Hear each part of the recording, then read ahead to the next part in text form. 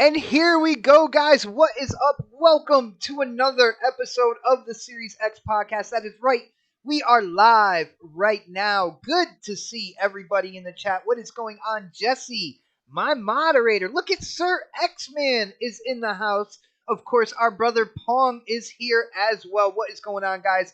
Guys, we have an incredible show lined up for you. I am very, very excited about tonight's topics. And one of the main dishes is about Halo Infinite and the major news that was dropped at 343 in regards to when this game is coming out, what is going on with customizations, what they are doing with their art style. I mean, they just laid it all out there, and then they said, guess what? There's even more info to come as the days go by. So I am really excited to get into that. And guys, I have to introduce my partner in crime, one of the most patient podcast panel members I have ever met. This guy actually deals with me on a one-to-one basis every week for this show. You guys, put your hands together, hit those thumbs up button, because I am introducing the elusive gamer, aka Jamie Moran, and his special guest, his clicky direction pad on his Series X controller. Yo, what is up, Jamie? happy to be here. And yeah, the D-pad, it's loud. I love it, but it's loud. And clicky. I'm just excited to talk about stuff because Halo news is big and some other stuff. Halo news is big and some other stuff. See, brother, that's why I love doing a show with you, man. It's like you're right there in my head. But we definitely do have a lot to talk about. Halo. I believe, Jamie, you might have a rant going on tonight as well. Am I right? Oh yeah. Oh my goodness, guys. Buckle your seatbelts. It is about to go down. As usual, guys, we got to get through the business side of things. So, first off, this is the Series X podcast. This is an Xbox gamer only podcast. And the reason why I say that is because we do not talk about any other platforms here. We talk about Xbox. And guess what, guys? There is a little loophole that does extend into PC as well, because PC is Xbox, Xbox is PC, and there are some things to talk about in that realm as well. But when it comes to other console platforms, we do not talk about them. We do not compare them with Xbox. We only talk about Xbox games, Xbox news, Xbox entertainment for the Xbox gamers out there. If you know people like that and they are not in the chat right now, hit that thumbs up button, share this show out there, let people know that there is a place to go where you can celebrate, you can criticize, and you can talk about Xbox at least for an hour and a half with other Xbox gamers. It's something that I know me and Jamie have wanted to do for a while, and we are very, very proud of this show. Now, with that being said, a new game is dropping tomorrow, and it is coming out for Xbox, but reviewers have been able to get their hands on the PC version of this. And again, I state that this game is coming out for Xbox, and this is why we are talking about this. And of course, it is Cyberpunk 2077. It is our first topic. Can you imagine what the other topics are going to be if we are starting with Cyberpunk? So check this out, Jamie and the chat. I've noticed when it comes to the reviews and what people are saying within the reviews, first off, it seems like the reviews are pretty much everywhere. Very broad spectrum on what's going on here. Jamie, have you checked out any of the reviews so far? Again, this is for the PC version, but this game will be dropping, I believe, tomorrow for, Xbox One Series X. So, have you checked out any of the reviews, brother? Yeah, I have. Like the thing about reviews and me, and this is going to sound weird, unorthodox to everyone listening. I read reviews after a game's came out and after I've played it.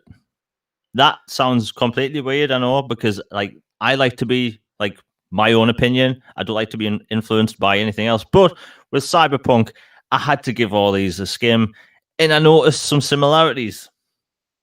The reviews are almost identical to The Witcher 3. Really? Yep. Huh. Well, hold on. First off, real quick, shout out to my brother, Sir X Man. He is letting everybody know that the super chat does work. He is the first one in on it tonight. Thank you, brother. He says like and share, everyone. And there's a lot of thumbs up going on in that super chat. Guys, you cannot disappoint Sir X Man. I would highly suggest listening to that super chat. So, Jamie, you said it's a lot like Witcher in Witcher 3 in terms of the reviews. Why do you say that? What are the similarities that you're seeing here? Well, the similarities are basically that a lot of the reviews are extremely high and overly positive, with a few reviews going which is exactly the same as The Witcher 3, because The Witcher 3 was amazing, absolutely amazing. In fact, it's, in my opinion, the best game ever made. However, at launch, it was buggy. It had audio bugs. People were falling through the map. Quests didn't always 100% work. You know, the inventory system, while it worked at launch, every single item you had in the entire game worked towards your weight limit, which means crafting material entered the weight limit, meaning that you had to worry about picking up simple plants. So it was things like that. Quality of life features weren't even there. And it's the same thing with this game. You know, you have to think this game's been in development for 8 years. And, you know, I was one of the few people on Twitter back in 2012 hyping this game up all the way back then, because I played the original, the pen and paper RPG, because I'm a nerd. Yes. But it's like, I've been looking forward to this a long time. And like, the thing is, you can build up hype for a game and you can feel like almost too hyped. I'm not saying that's the situation, but I'm like, with any game like Cyberpunk, a game I'm really looking forward to, before it comes out, I'm like, look, it obviously isn't going to be the best game ever made straight out the gate. You have to play it, you have to think on it. Like, like after I played The Witcher 3, I thought about that game for about a month and I was thinking, how good was that really? And I came to the conclusion it was the best game ever made. That's going to be the same thing with this game. I'm going to sit and think about it after I've finished it. It's like when I saw Inception at the cinema. Me and my friends left the cinema and we just stood in silence for 10 minutes and then talked about it. Like, these things have to be, like, you know, settled on. Like, so when it comes to these reviews, like, I've seen reviews saying, it's okay. Because people have gotten this game built up in their head as this perfectly crisp masterpiece where there's no bugs. The truth is, all games have bugs. All games, like, as it's you just said that a toad ate a fairy. Like, all games have bugs, and that's, that was perfect timing, by the way. I just wanted to let you know that, bro. But go ahead. It's just that all games have bugs, but when it comes to the big games, people point them out more. That's literally the case. Like, I mean, look at I'm looking at my shelf. Jedi Fallen Order, right? That game is absolutely amazing. It has bugs, but when it came out at launch, it wasn't really talked about much because it was like a low-key, awesome game.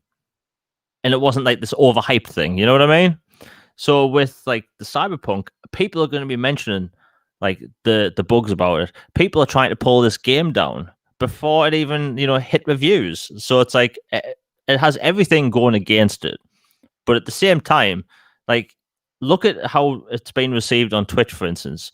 Today, it hit over 1.1 million viewers on Twitch, like, concurrently. Like, that's a big deal for a single-player RPG. A cyberpunk RPG, which is very niche. Cyberpunk is one of the most niche genres on the planet. That's why films don't cover cyberpunk a lot. You know, books do a lot, but come on. Who here reads books regularly? I'm guessing not many people. I wait for the movie to come out, man. Exactly. And plus, the thing is, cyberpunk is an expensive genre.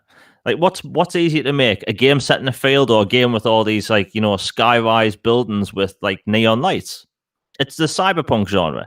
Altered Carbon cost like $15 million an episode until season 2, where it was badly written. But back to Cyberpunk 2077. It's like the first season of that was awesome, man.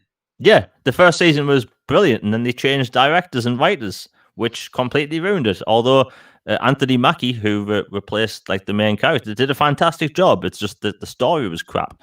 But it's like with Cyberpunk, it's like, from the reviews I'm seeing, from the gameplay I'm seeing, it's like this is a This is a CD Project Red RPG. That's what you get out of the tin. Like when I played The Witcher 2 in 2012, it was buggy. It was buggy on 360. You know, the load screens in that game were stupid. But I love that game. That's one of the best RPGs from that generation. The Witcher 2, nobody talks about it. And then The Witcher 3, their first foray into open world games, dominated it, changed how it worked to a point where Assassin's Creed of all IPs copied it. And for the better, in my opinion.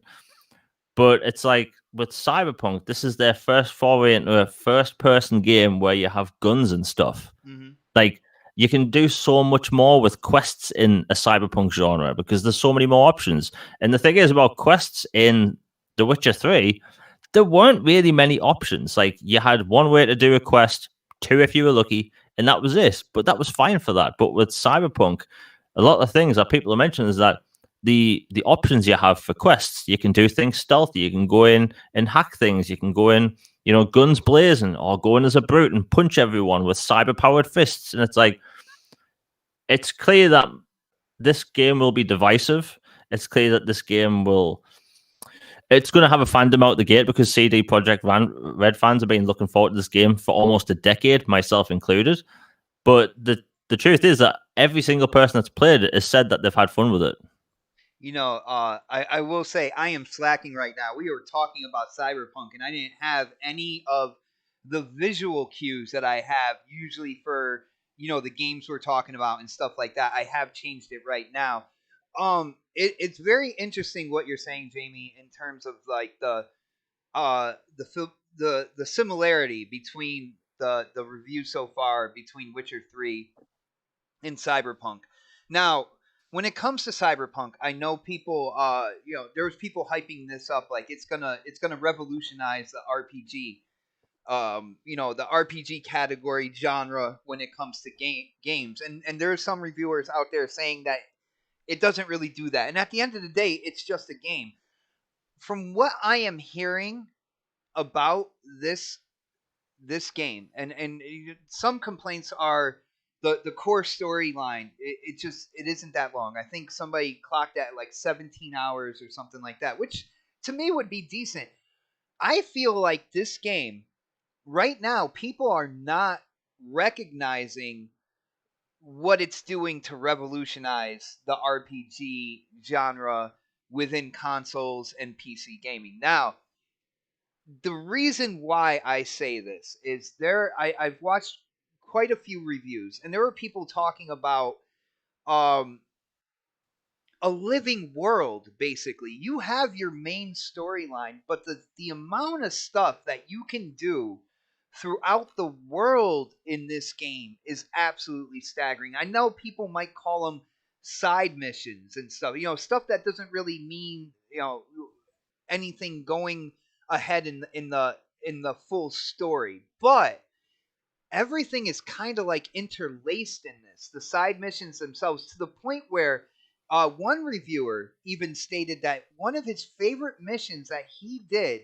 when he talked to his other friend about it, his friend never even had a chance to do that because it stemmed from a certain interaction with a random individual in the street that this guy never had. This other guy never had. So he didn't get a chance to get into that mission and play that mission. To me, that sounds like an absolutely living world where you can go out there. Yes, you have a main mission, but the world is alive. There are things to do. There are things to the left and to the right. I one of the descriptions that I really liked about it is when they said, a lot of people look at a RPG like a tree. You got that big trunk base moving up, which is your base storyline, and then you have some branches going off to the sides. He said Cyberpunk is more like no pun intended here, guys, a hefty bush,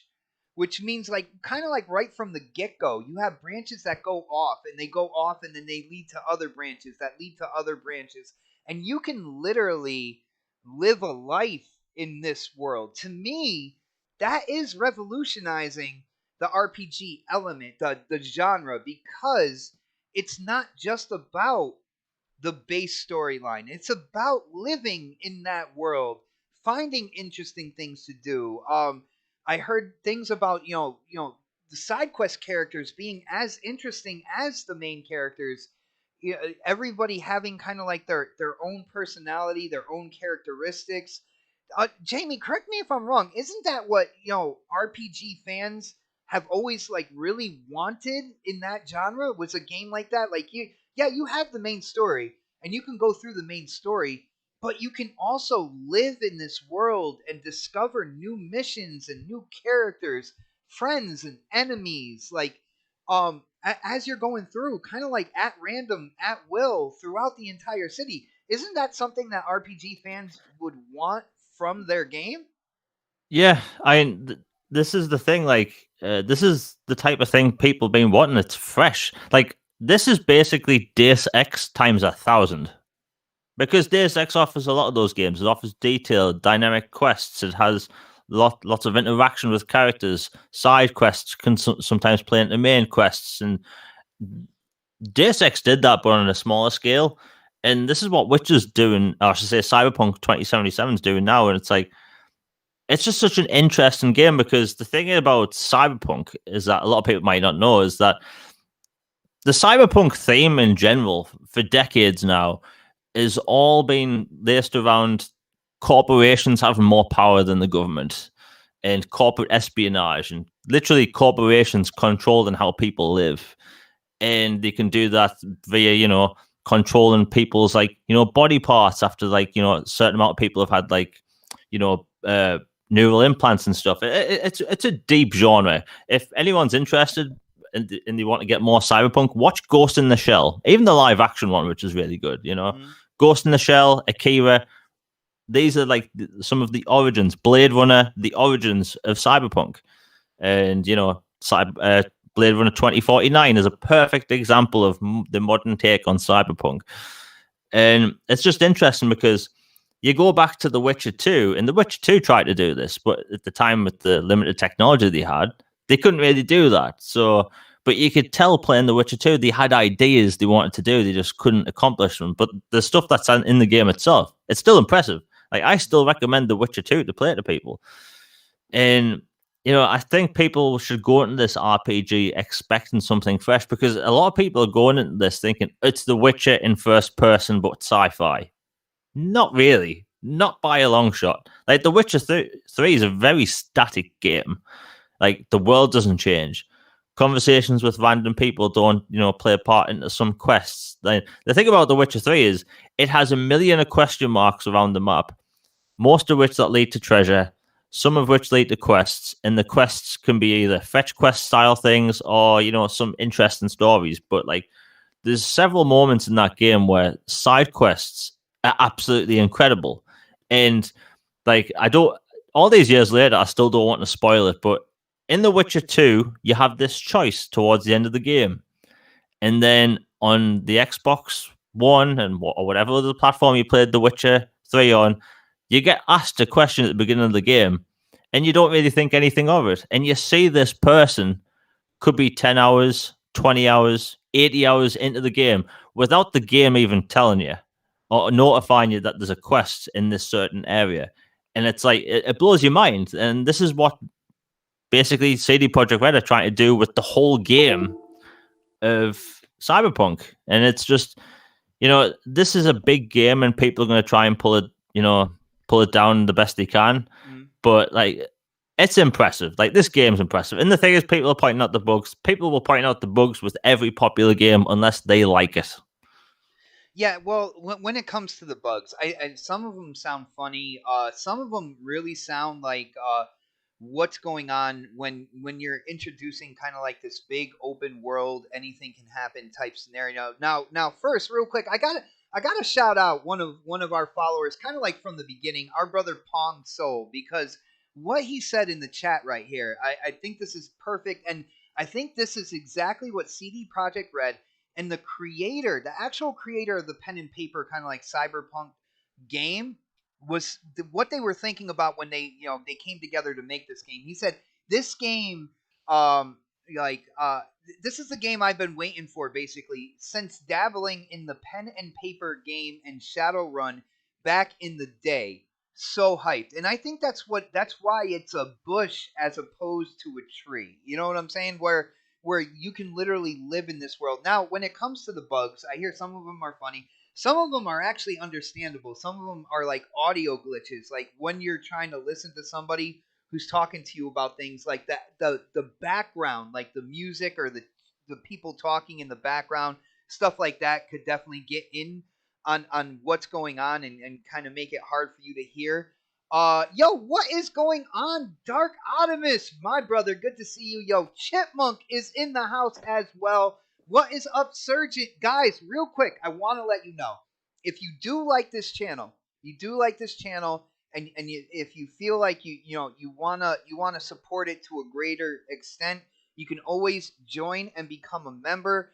Not only that, definitely think about hitting up that super chat. I have gone through some things within the past like few weeks or whatnot, and I wasn't sure about what was going on in terms of my living establishment and stuff.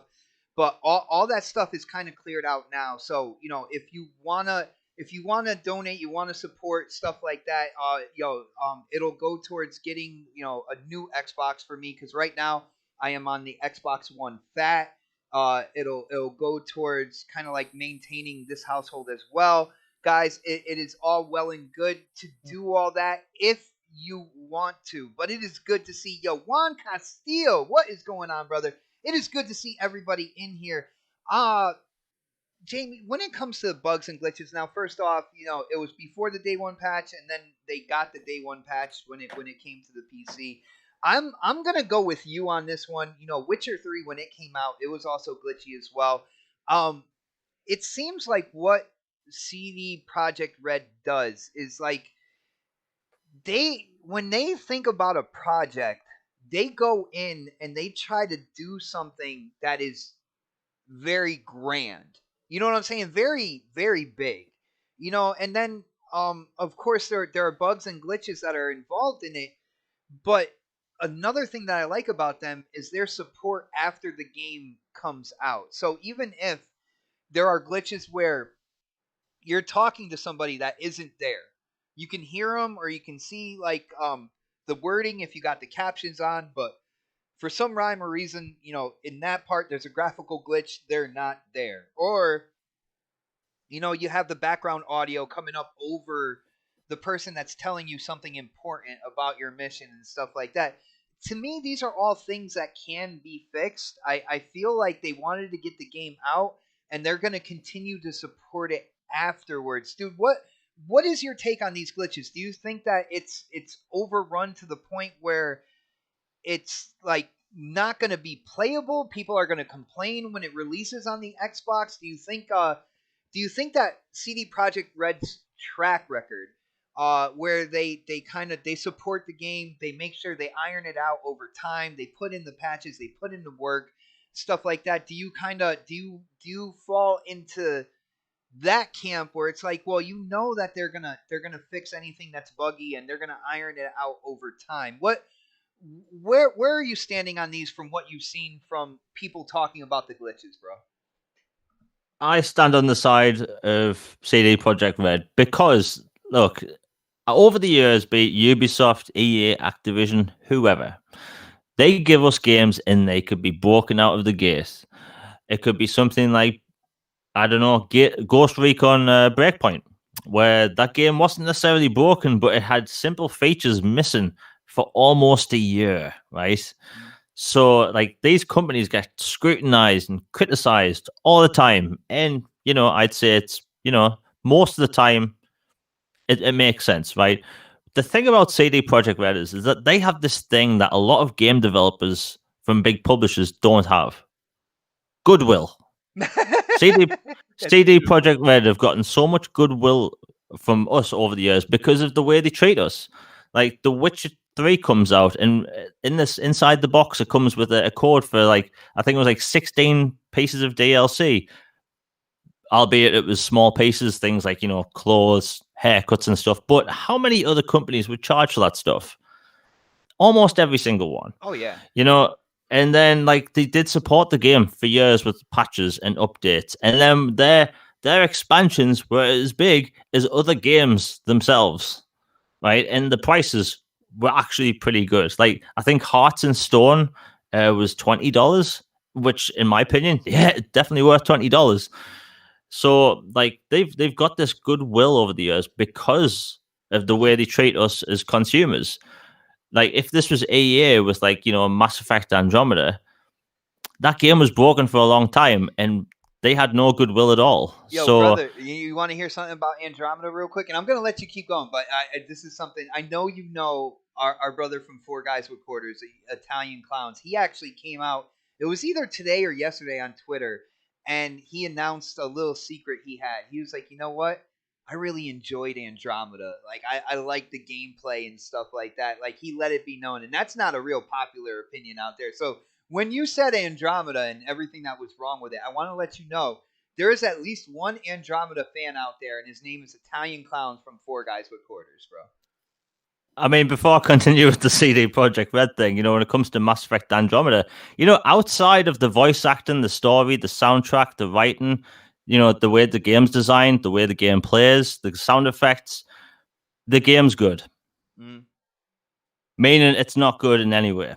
That's me. But the thing is about Mass Effect Andromeda, right? This is my opinion of Mass Effect games, and yes, I'm going on to a bit of a tyrant here. This is rant Mass number Effect one.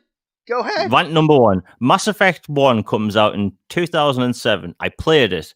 The credits rolled. You see Commander Shepard in space. I made a cup of tea. And then what did I do? I played the game again. I hit New Game Plus that same night. Fast forward 3 years to 2010. I do the same for Mass Effect 2. Fast forward 2 years. I did, well, actually, for Mass Effect 3, I waited a week because I was busy. But I started the games instantly. I finished Mass Effect Andromeda. I put the controller down, took out the disc, put it in the case, and didn't go back to it until it got its X patch where I walked around for 15 minutes to take screenshots, and then I turned the game off. Wow. Like, like that's how I knew my opinion of that game because I haven't gone back to it. Like, Yeah, that's well, my. Mr. Glass in the chat, he enjoyed Andromeda as well. Yo, shout out to Mr. Glass. What is going on, Mojo? Yo, Albert as well. Good to see everybody here. Guys, hit that thumbs up button. Let's get a bunch of Xbox gamers and gamers that want to hear about Xbox as well. Let's get a bunch of these guys in here to talk in the chat about what we're talking about right now. But Jamie and Andromeda, you know what? It's in Game Pass. I'm gonna try it. I haven't tried it yet. Um, Jamie, I haven't, so I'm gonna try it, bro. I mean, look, hey, if people enjoy it, like someone enjoying a game that I couldn't, that doesn't bother me. Yeah. Like the thing is, you love Destiny, and a lot of people that follow me, a lot of people that I follow, love Destiny. Mm-hmm. I don't play Destiny, and that's perfectly fine. You should come play Destiny Andromeda, with me, brother. Andromeda is some people's favorite game in the series. I don't know why, but hey, it doesn't bother me. But yeah. Anyway, back to Cyberpunk. Like the game has bugs, yeah, but they'll be ironed out. And CD Projekt Red have proven that they will support a game until it's complete. Dude, Like hell, we're getting ray tracing patches for next gen consoles next year. So it just goes to show that they care about their games. oh, dude, and not for anything, but when you look at like I'm looking at what is being shown on the screen right now, which for people who follow the channel know I put a lot of time in trying to match up good visuals with what we're talking about and stuff like that. The game it just looks the environment is just so dense and neon, and there are points that are shiny, there's points that are grimy. It's just such a dense kind of like uh it's a real thick world. I don't really know how to explain it, man. But to see it all like this now, I was interested in it at first, and then I'm like, I get into my kind of like non-violent sprees because I'm actually a non-violent person to begin with. I chose that path a long time ago. That path is kind of stuck by me incredibly. Has kind of guided me through things. So I'll get into, even when it comes to games, thinking about that non-violent stuff and stuff like that. But I gotta say, when they talk about certain missions where you can go in, you don't even have to take out a single person, kind of like what you said with Deus Ex, man. Yeah, I do. I see this as a Deus Ex on steroids, and that is not a bad thing to me because Human Revolution was absolutely one of my favorite games. Got incredibly immersed in that game. Um, when I beat it, I felt a sense of accomplishment. Jamie, we are going to have to move on, but I just want to say real quick that I think a lot of people are going to be very, very happy when this game comes out. I know there are bugs going on and all that good stuff, but I think there's a lot of RPG enthusiasts. There's a lot of cyberpunk fans in terms of the style of this game, in terms of the customization. Oh man, that was a hiccup. Sorry about that. But the customization and kind of like, making your character perform how you want him to perform while going through this living world and just finding out what's out there, and finding crazy missions that your friends didn't see because they didn't talk to this guy on this corner over here that kind of looked like a bum. He was asking for change, like, and you gave him some money, and it just started this whole mission, and it's like this whole story on the side. I actually think that this could be a really, really good thing when it releases on Xbox. I think a lot of people are going to be very happy. All in all, do you think that it's going to get a positive reaction from the Xbox gamers tomorrow, bro? Yeah, and one of the reasons why it has a performance mode. Um, like a lot of people have been asking for this game at 60 frames, and a lot of people will have that option. And I think that's with the One X patch. But like, look, I think it's going to have a really good reception. Like, you don't get a million views on Twitch for an RPG for no reason. Yeah, it's a very hyped game, but again, we don't get sci-fi RPGs this often, or often at all. Like, really think about it. We don't get big budget sci-fi RPGs that often, ever.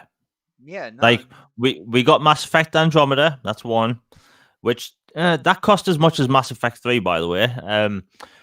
We got Deus Ex Human, I should say, Mankind Divided, Yes. which flopped, and that flopped for many reasons. Outside of it, that game was absolutely brilliant, by the way. It flopped for other reasons other than how good it is.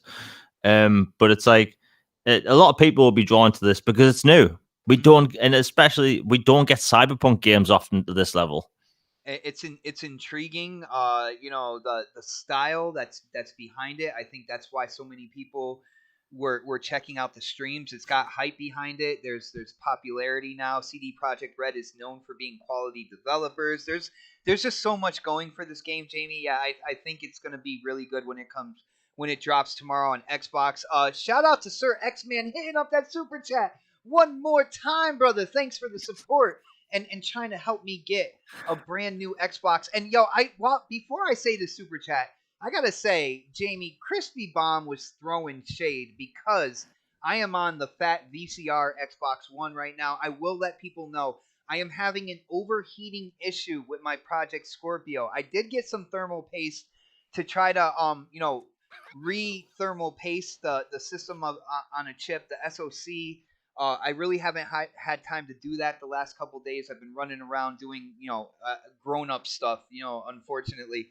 But and the weird thing is, I'm not exactly sure if that's gonna work or not, and I'm gonna do my best. It'll be the first time I've ever done this, gone this far into a console. I used to clean out my 360. I already opened my One X to clean it out, to clean out the heat sink and everything. And the funny thing was, there was nothing really dirty inside my system. Of course, there was some dust in there. I cleaned that out and did what I could there, but it really wasn't dirty. And I'm hoping that my fan didn't crap out on it, because that was another issue that people have had, where the fan just stopped working. And again, I never heard, maybe a couple times in the entire lifespan of the Project Scorpio I've had, have I heard did I hear the fan ramp up. But even now, before it just automatically shuts off, I don't hear anything in terms of the fan ramping up. Now, going back to Sir X-Man Super Chat, thank you, brother, for the support. He says how he feels about Mass Effect is how I feel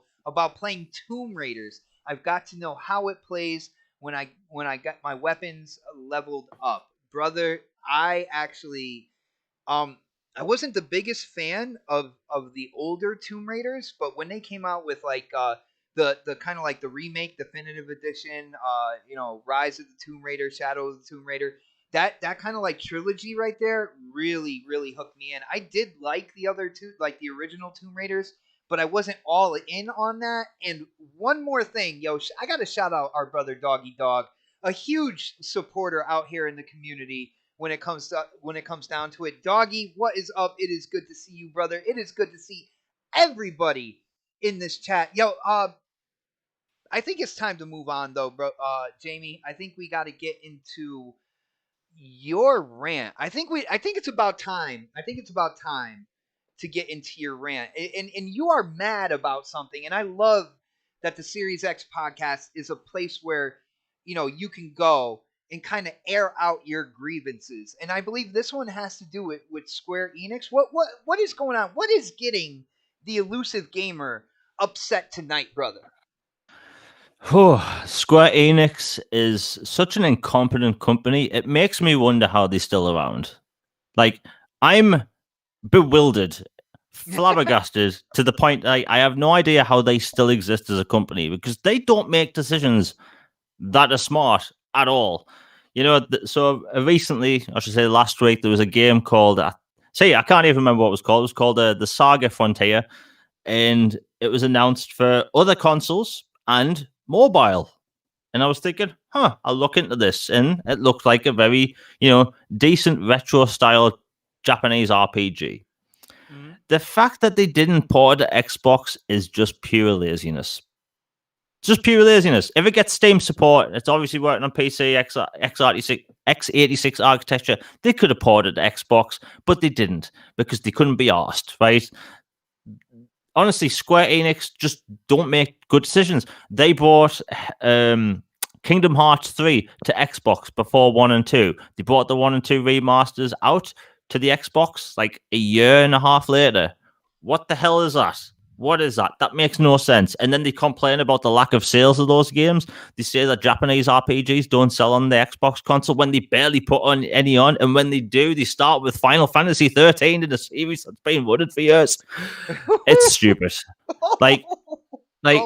It's just like people don't buy Japanese RPGs on Xbox because we barely get them. And when we do get them, they're not even advertised. I know people that still don't know to this day that Final Fantasy 15, a game that was heavily advertised on the Xbox store, was even on Xbox.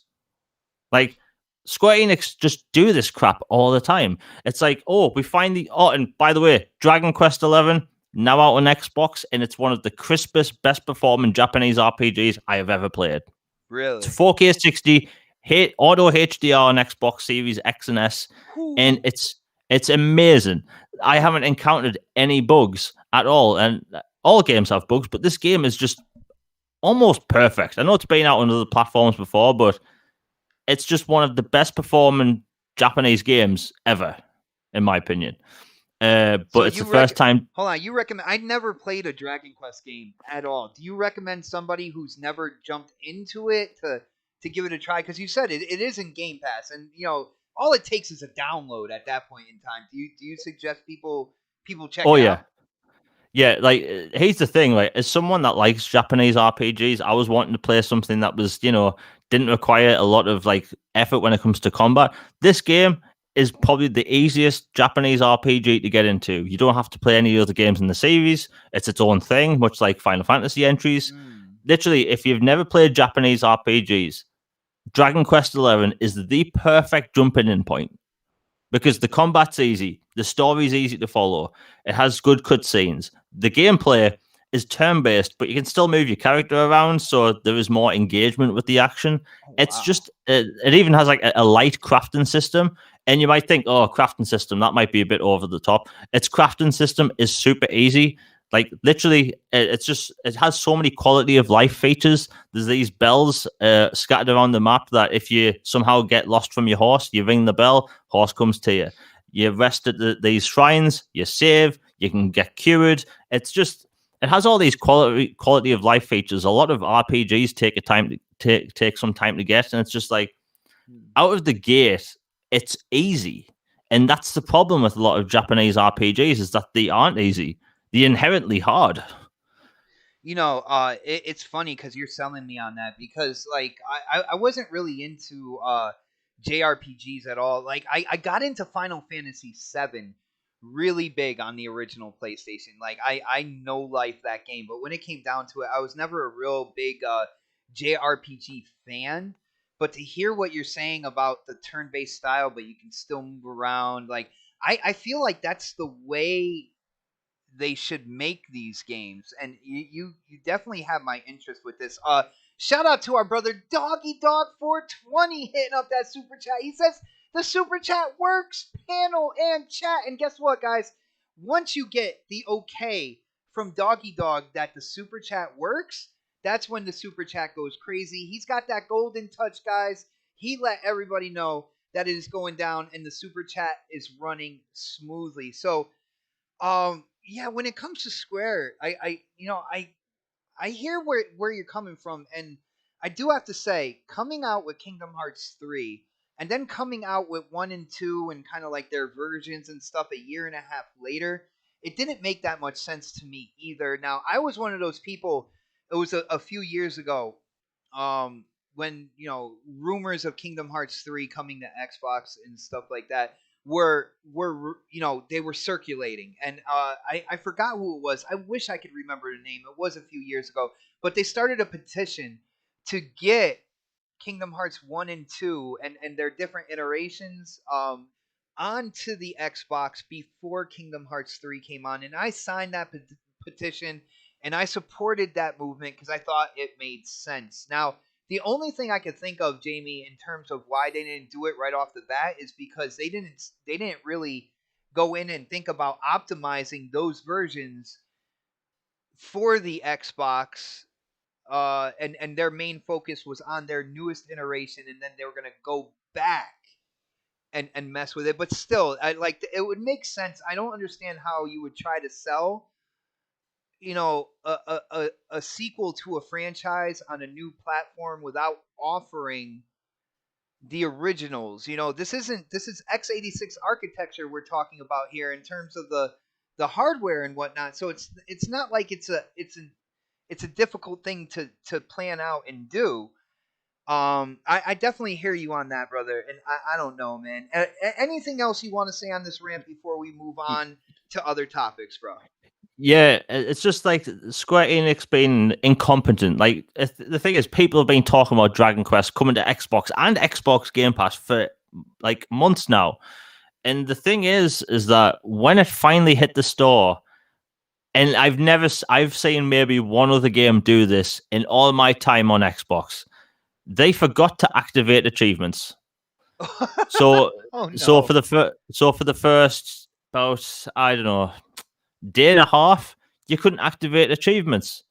And the problem with that is that a lot of, Xbox centric people, myself included, you get used to playing games with achievements. So when they're not there, you're like, it feels like a demo.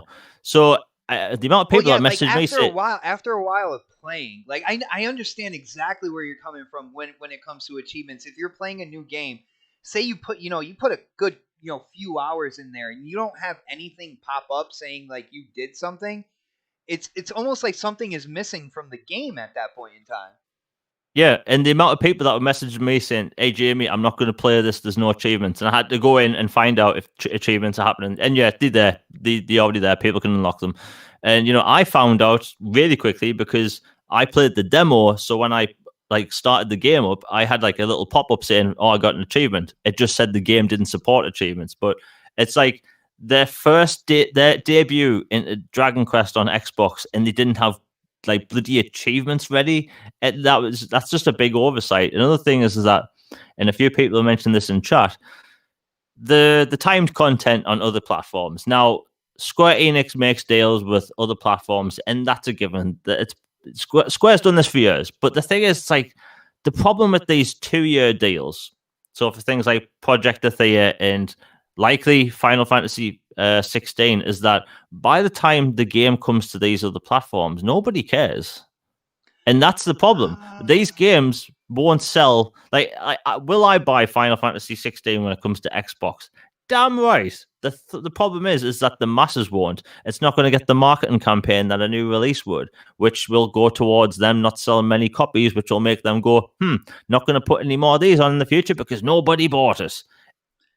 you know, I think Jamie, when it comes down to that, that might be a discussion for another time because that can be its own topic there in terms of like timed exclusivity and what that means and what that means for developers continuing like supporting say the Xbox platform, but that the game didn't come out first on the Xbox platform. That can be a topic in and of itself because I feel like once we really crack open that box, um I feel like that's just going to be a discussion, a long discussion waiting to happen. So other than that, man, I can understand your feelings about Square and kind of like their dealings with Xbox throughout these at least the Xbox One generation moving into the Series X. But again, Dragon Quest 11, you said, is running absolutely beautiful on your system. You got me interested in at least downloading it and trying it out. And of course, we got Crispy making fun of our show, calling it the VCR podcast now because I am on the fat Xbox One. Thank you so much, brother, for blowing that up. No, I'm just playing, man. Yo, Crispy is our moderator with Thor's hammer. Again, guys, be careful. Don't talk about other platforms in the chat because we have moderators that will take away those responses. Keep it all about Xbox. Now, let's see. Where should we go from here, brother? Where do we need to go from here? I'm looking at our You know what? Let's go into Call of the Sea because fortunately, at least one person on this panel has been able to play Call of the Sea. Call of the Sea debuted this week and it came out on Game Pass day 1. And it's an exploration title with a very unique kind of like art style, very almost cell shaded type art style. To me, a very beautiful art style, but it has to deal with this woman who her husband went on an expedition, I believe, and basically never came home. And now she is going to where he was to kind of like discover what happened to her husband and stuff like that. Now, Jamie, you have been able to put some time into Call of Sea. Am I correct on this, bro? Yep, and it's good. It's good. It has a lot of puzzles which have like stumped me a little bit, but hey, I'll get over it. But yeah, it's good. So, would you say it's more of a puzzle game, or it's more of a like an exploration adventure game? What do you see? Like, if you had to give it a genre right now, what genre would this game be in? If I had to give it something, I'd say it was exploration puzzler, but that doesn't really do the game justice because it's weird. Like it's I'm trying to think how to put it. So like a lot of games, like the game's about this mystery about someone went missing and you have to figure out what happened to them. So you go to this island and you try and figure out where they went. Well, you're on this ancient island and there's lots of puzzles. Hmm. So that's the best way I can describe it so far. It sounds cool, and it's a game that has been on my radar since the first trailer. Basically, I was semi interested through the trailer. It wasn't till the very end clip where they showed kind of like whatever person or thing was swimming underwater had green scaly hands and webbed fingers, and I'm like, oh, this looks like something that could be insane. Now, Jamie, kind of like off the air, you were singing this game's praises for certain things, certain kind of like graphical features, stuff like that. Why don't you let the people know, the people who are watching this live Xbox show right now? Why don't you let people know what you were telling me about? what things kind of really shone through that you were impressed with when it came to this game and its presentation and stuff, man. So the game features real-time DirectX ray tracing, all while at 4K, 60 frames per second. And so far, my Xbox Series X has done it flawlessly. Like it's really impressive that this machine is doing that at 60 frames at 4K.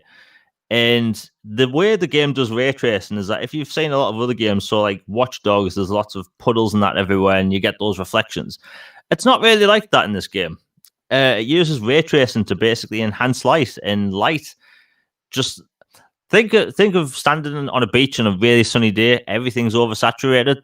That's what it's like in this game because it's really sunny. You're on a tropical island, but when you go under the trees and stuff, like the dynamic lighting's there, it's just a really good looking game, and it really makes the land feel alive because again, you're on this island alone apparently, and Smooth move, by I, the way. Somebody disappears on this island, so what do? I'm gonna go there by myself and figure it out. You know what I'm saying? yeah, and it's just a lively world. Like there's not much there, like as in like life, but the lighting along with the world and then the environment itself just makes it feel more realistic. Even though it's in this art style that I'd say is similar. I'm doing air quotes similar to Sea of Thieves. Uh, but that's where the similarities end. It's like the color saturation and the color palette. But other than that, like it's an interesting game. Like it's not going to be one of those games where there's going to be these action set pieces or whatnot. It's not that type of game. But if people are in for a mystery type game, this should hold their attention. I'm definitely down. Like one of the game series that I like. I would call it a guilty pleasure, but it's not really guilty in nature. I like the Sherlock Holmes uh video games. I think they're cool, kind of like solving mysteries, stuff like that. And they're those are puzzles, but they're different types of puzzles. From what I hear, what you're saying, they're different types of puzzles, but it sounds very similar in nature in my mind anyway, and it seems like something I would definitely get into again. I was planning on playing this game and streaming this game day one. And if my One X was working, I would have been streaming this game. But like I want to give my subscribers higher quality than kind of like the original fat Xbox One when I'm streaming a game. Now, say what you will about my decision there, but I was so ready to jump in on this game day one and to stream it for you guys. So in the chat, let me know if even though I am rocking the original Xbox One Fat. Let me know if you would want to see me kind of like streaming that game, that the puzzle Call of the Sea. It is something that I know the Xbox division, Phil Spencer and them, they actually highly regard this game. They did a lot of marketing when it came to this as one of those games for the Series X. It seems very interesting to me. I really do want to play it. I am looking forward to getting into it. So Jamie, do you think, are you going to play it through? Are you going to beat it? Oh yeah, All like right. absolutely. Like the thing is, another reason why I'll be playing it like sooner rather than later is because my copy of Cyberpunk's not going to be here for 4 days.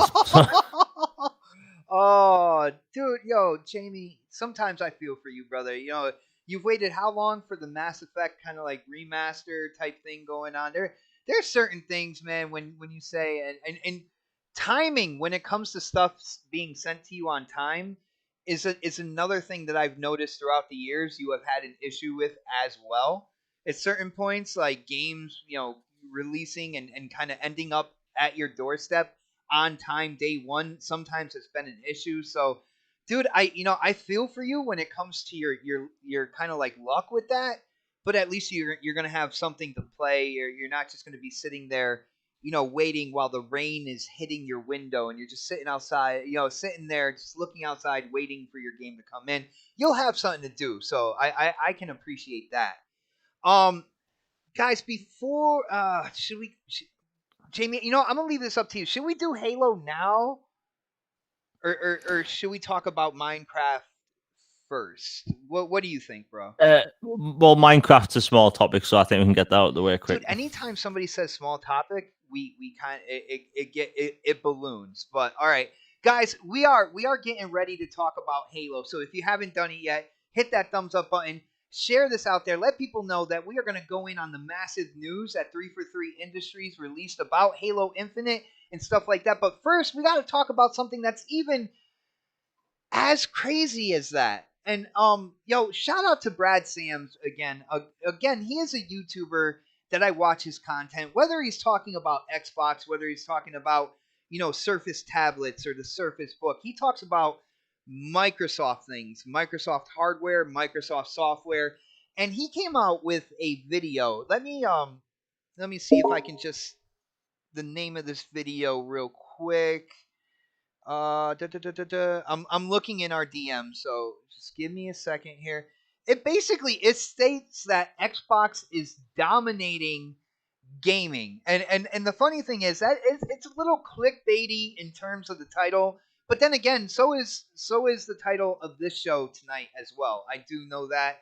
I just thought it sounded really cool for this episode, but basically, what he's talking about is with a lot of negativity that people have been talking about in the community when it comes to Xbox. The funny thing is, there are a lot of really positive signs, and a lot of people like to look at numbers when it comes to these companies and such. So, Brad Sams was looking at numbers for games being streamed, and he went to YouTube Gaming, right? And basically, the number one game in 2020 that was being viewed on YouTube Gaming was Minecraft. Let me say that again. Was Minecraft. It was not Roblox. It was not Fortnite. It was Minecraft, and it was crazy because it's to the point where it Minecraft caught double the views in 2020 compared to 2019. So it literally doubled in viewership from 2019 to 2020, showing that this game, for people who are like, oh, Minecraft is so old and stuff, it's dying. It's showing that this game is not dying at all. And if anything, it is growing in terms of people interested in it, people watching streams, stuff like that. Now, another thing is when it comes to the Master Chief Collection, again, numbers, and you guys know me, I don't care about sales, but there's a lot of negativity that people try to talk about with Xbox games, Xbox platform. uh the Master Chief Collection has been up and down in the top 10 on Steam for games being like actually sold for money. Not just downloaded and stuff like that, but the Master Chief Collection has been bouncing around in the top 10 on Steam for its sales. Sea of Thieves on Steam is still charts, and it has an active community over there. And there was one other one that he was talking about that has slipped my mind right now. So I'll remember that. Like I'll remember the game, but we will get back to that. Jamie, what do you think here? Are you surprised in terms of Minecraft and kind of like its dominance in YouTube gaming, where we live in a society now where when you talk about games being streamed, I know a lot of people, the first game they think of is Fortnite. It's Fortnite, but Fortnite is actually getting destroyed by Minecraft on YouTube gaming in terms of viewership. I gotta ask, are you surprised about that? And what do you think here? Like my when it comes to Xbox has either bought in with Mojang, right? Bought Minecraft or created first party titles like Sea of Thieves and putting together the Master Chief Collection that across the board here with the Xbox platform on multiple devices.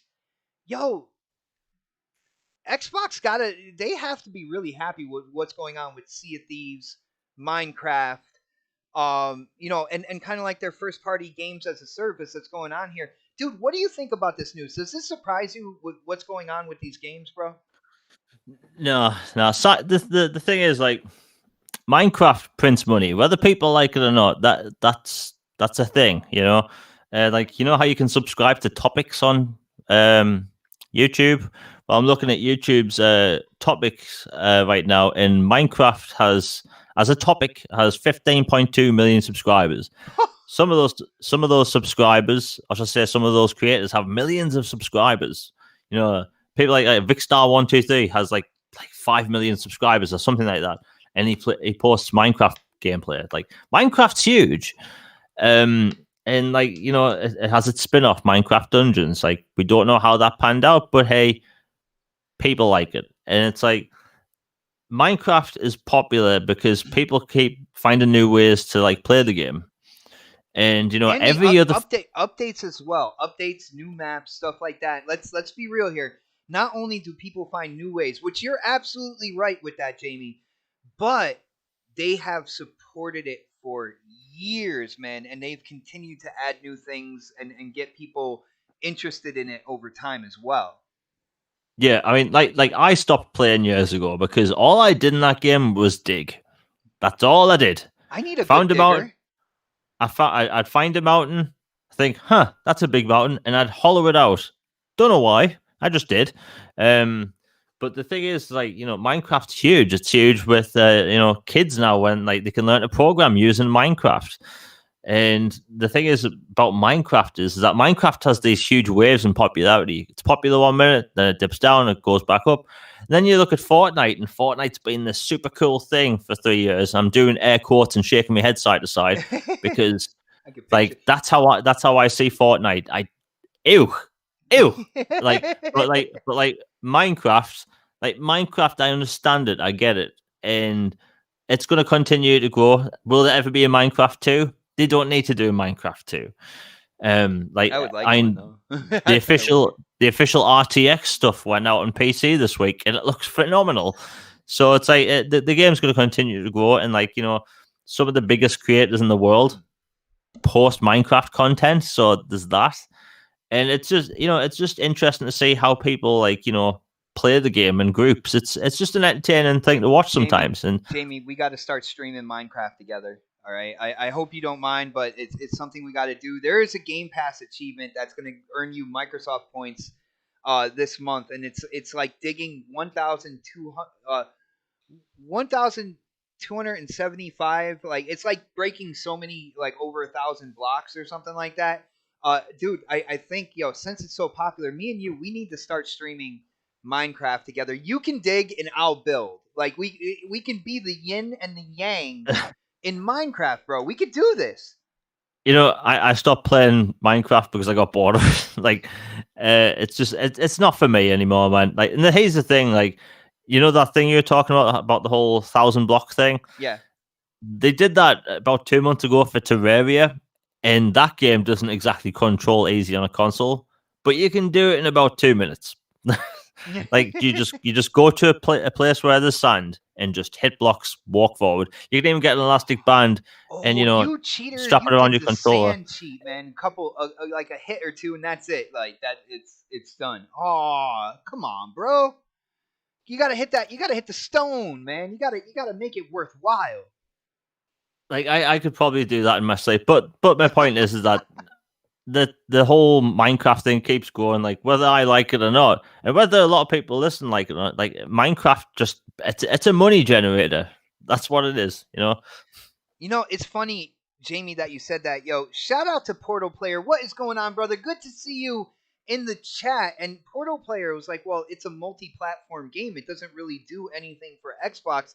Now, no, I gotta disagree. That even though it is a multi-platform game, it does a lot for Xbox. First off, when somebody says Minecraft, what's the first platform you think of?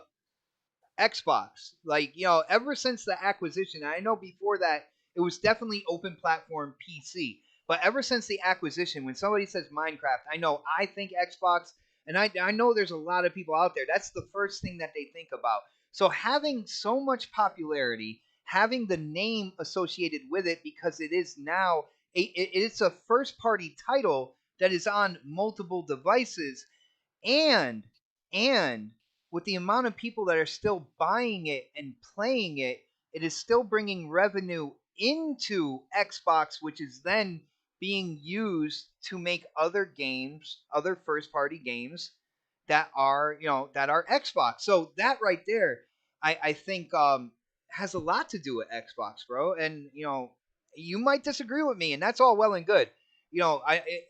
The world would not be interesting if everybody agreed with each other. Okay, but I think this is huge. And when it comes to Sea of Thieves, just seeing the community stabilize and grow, and you see like the added content that is going into that game, and how many people are having fun playing and streaming that game as well. There's a lot of good signs out there for Xbox in terms of their first party, and its popularity out there with gamers. So I'm really excited about that. Jamie, anything left to say before we get into Halo? Because I know people want to hear us talk about that as well, bro. Yeah, let's get into Halo. All right. Now, uh, let's see. I was trying to think about how to start this. First off, if you don't know me, I am a huge Halo fan from the original Halo.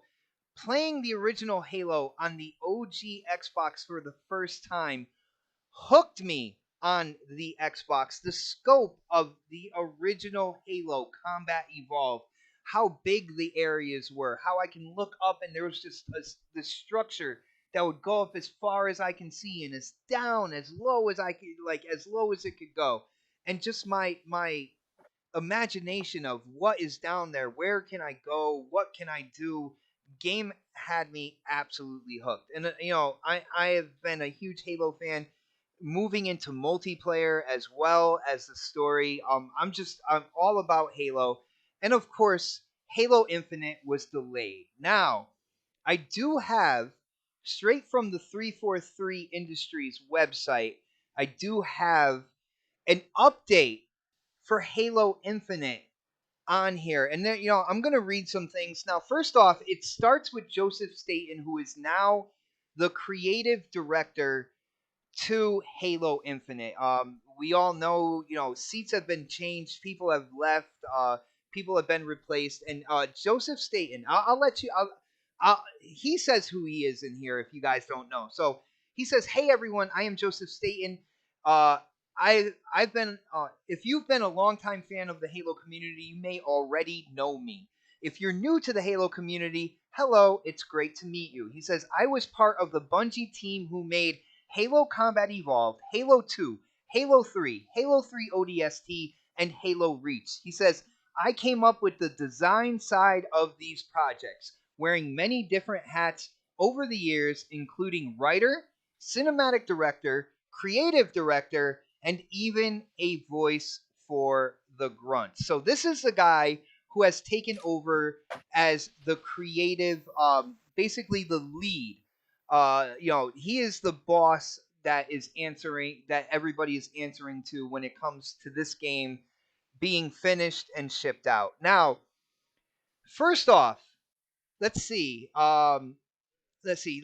He goes, "After Reach shipped, I became a Halo fan. All right, cheering on 343 Industries from the sidelines. But I spent the last 4 months immersing myself back into the Halo universe, and it's my honor as creative director to help this team ship Halo Infinite in fall 2021. Jamie, he gave a what they would call a definitive release window here. Fall 2021. Jamie, I got to ask you, what do you think about the release window? I said holiday 2021.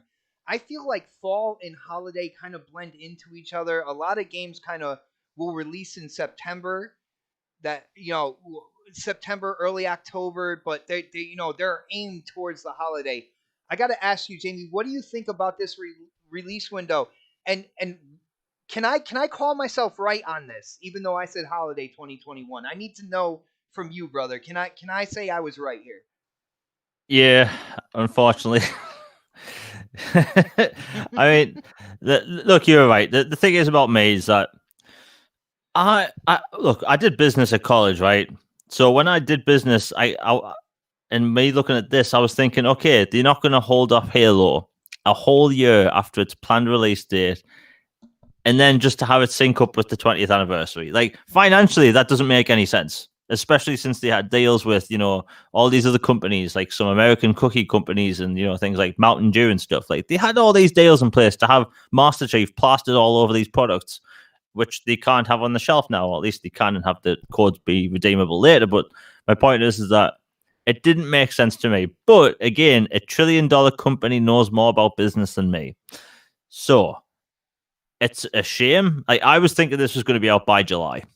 But hey, I mean, look, I would rather have a game be delayed and then, put off a while if it was going to be just a way better game. Because again, how many times this generation have we had games that have disappointed people, been broken, or worse? Like some games to this day still are broken. But like when it comes to this game, it was a graphical thing. Like everyone talked about the graphics. People were like, "This doesn't look next gen. This doesn't look next gen." While I thought people were a bit overboard with how they acted, it needed to be delayed. And the thing is, I think that them putting it that far off could work out, really well because the screenshots, the screenshots look amazing.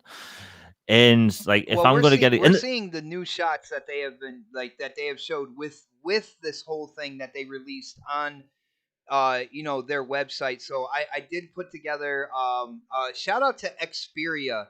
He is a Halo channel on YouTube. He kind of like put all these clips and stuff together. So I grabbed them up to show you guys as well. So this way you guys can see. So those clips and everything like that. We're gonna be seeing them as we're talking about this, Jamie. So I think that was a good way to show what they have shown us so far.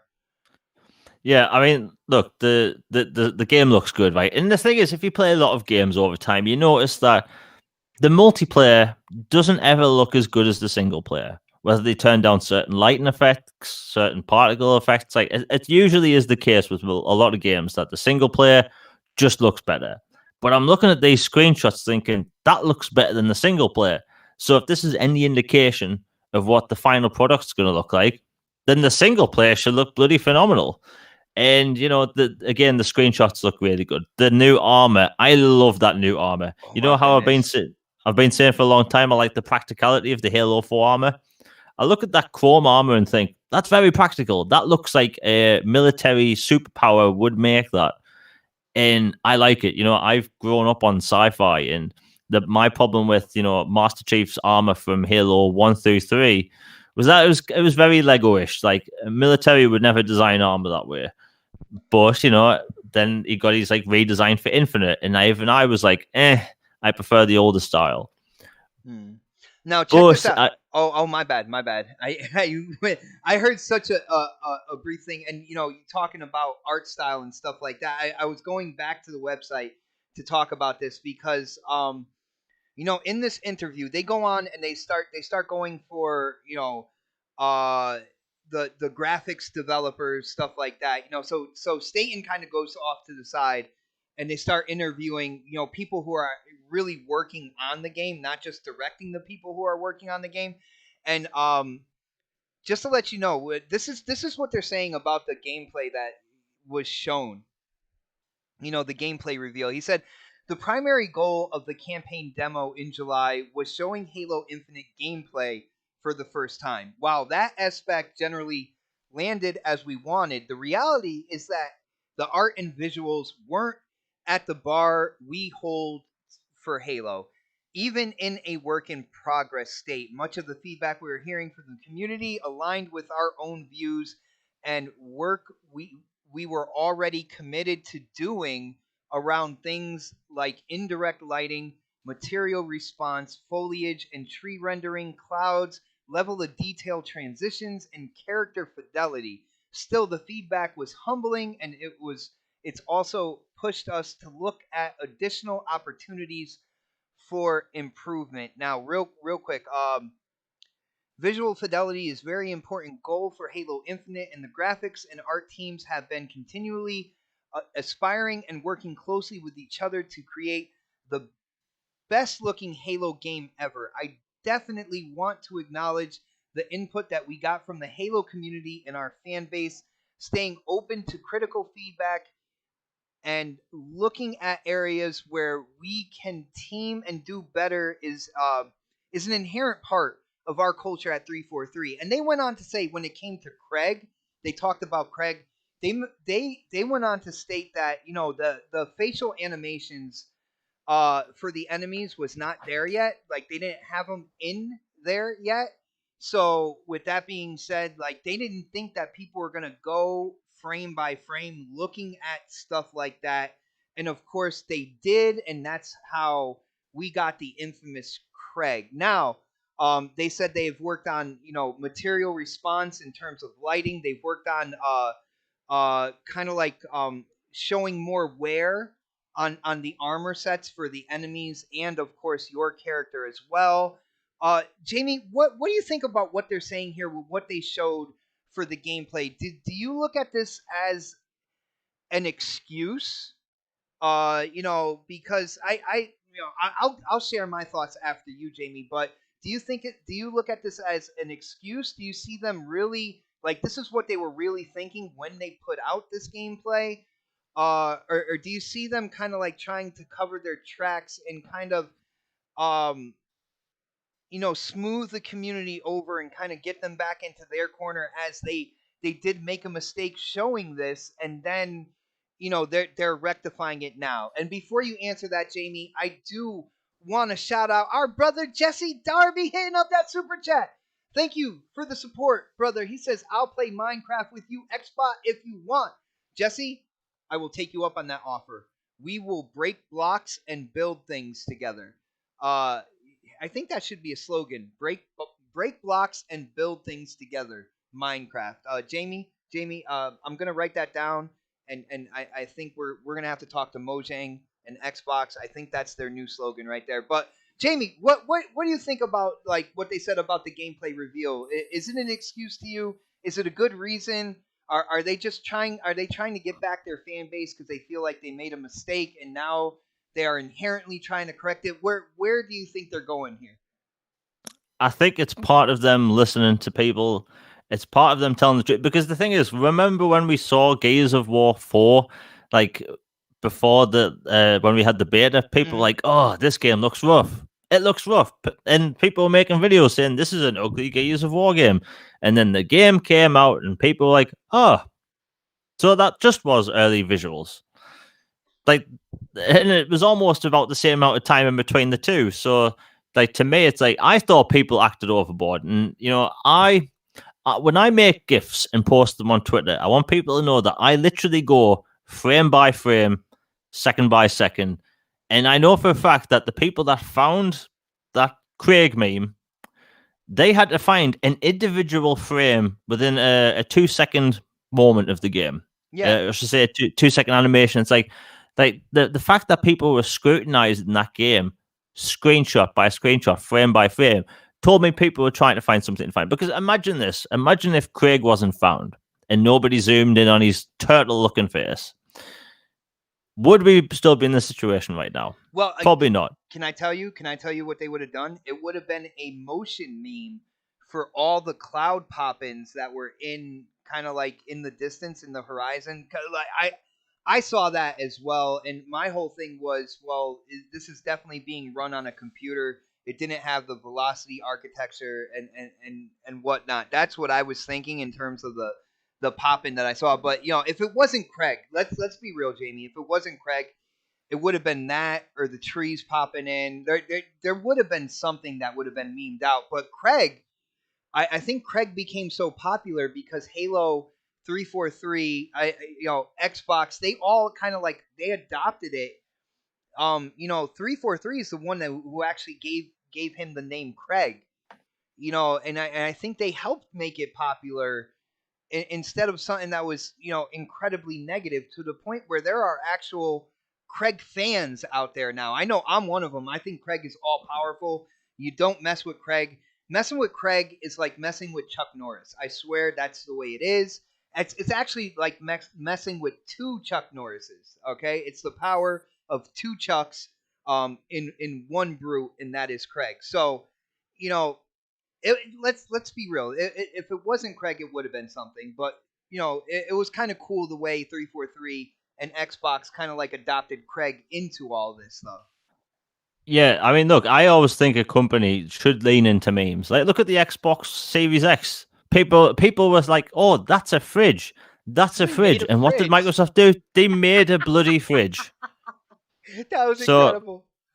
so it's like, leaning into memes is a thing that I think companies should do more of. Because, like, there's an American company, I think it's called Arby's or something, Hmm. where like their Twitter account is just mocks other companies and Wendy's. other people. Wendy's. Wendy's, that's it. Right. I used to follow the Wendy's account, and we don't have a Wendy's in the UK. I followed because I liked saying that this company trash talk other companies, and it's like a lot of companies are doing this thing where they're realizing like they have this power to lean into memes and build a connection with their fan base.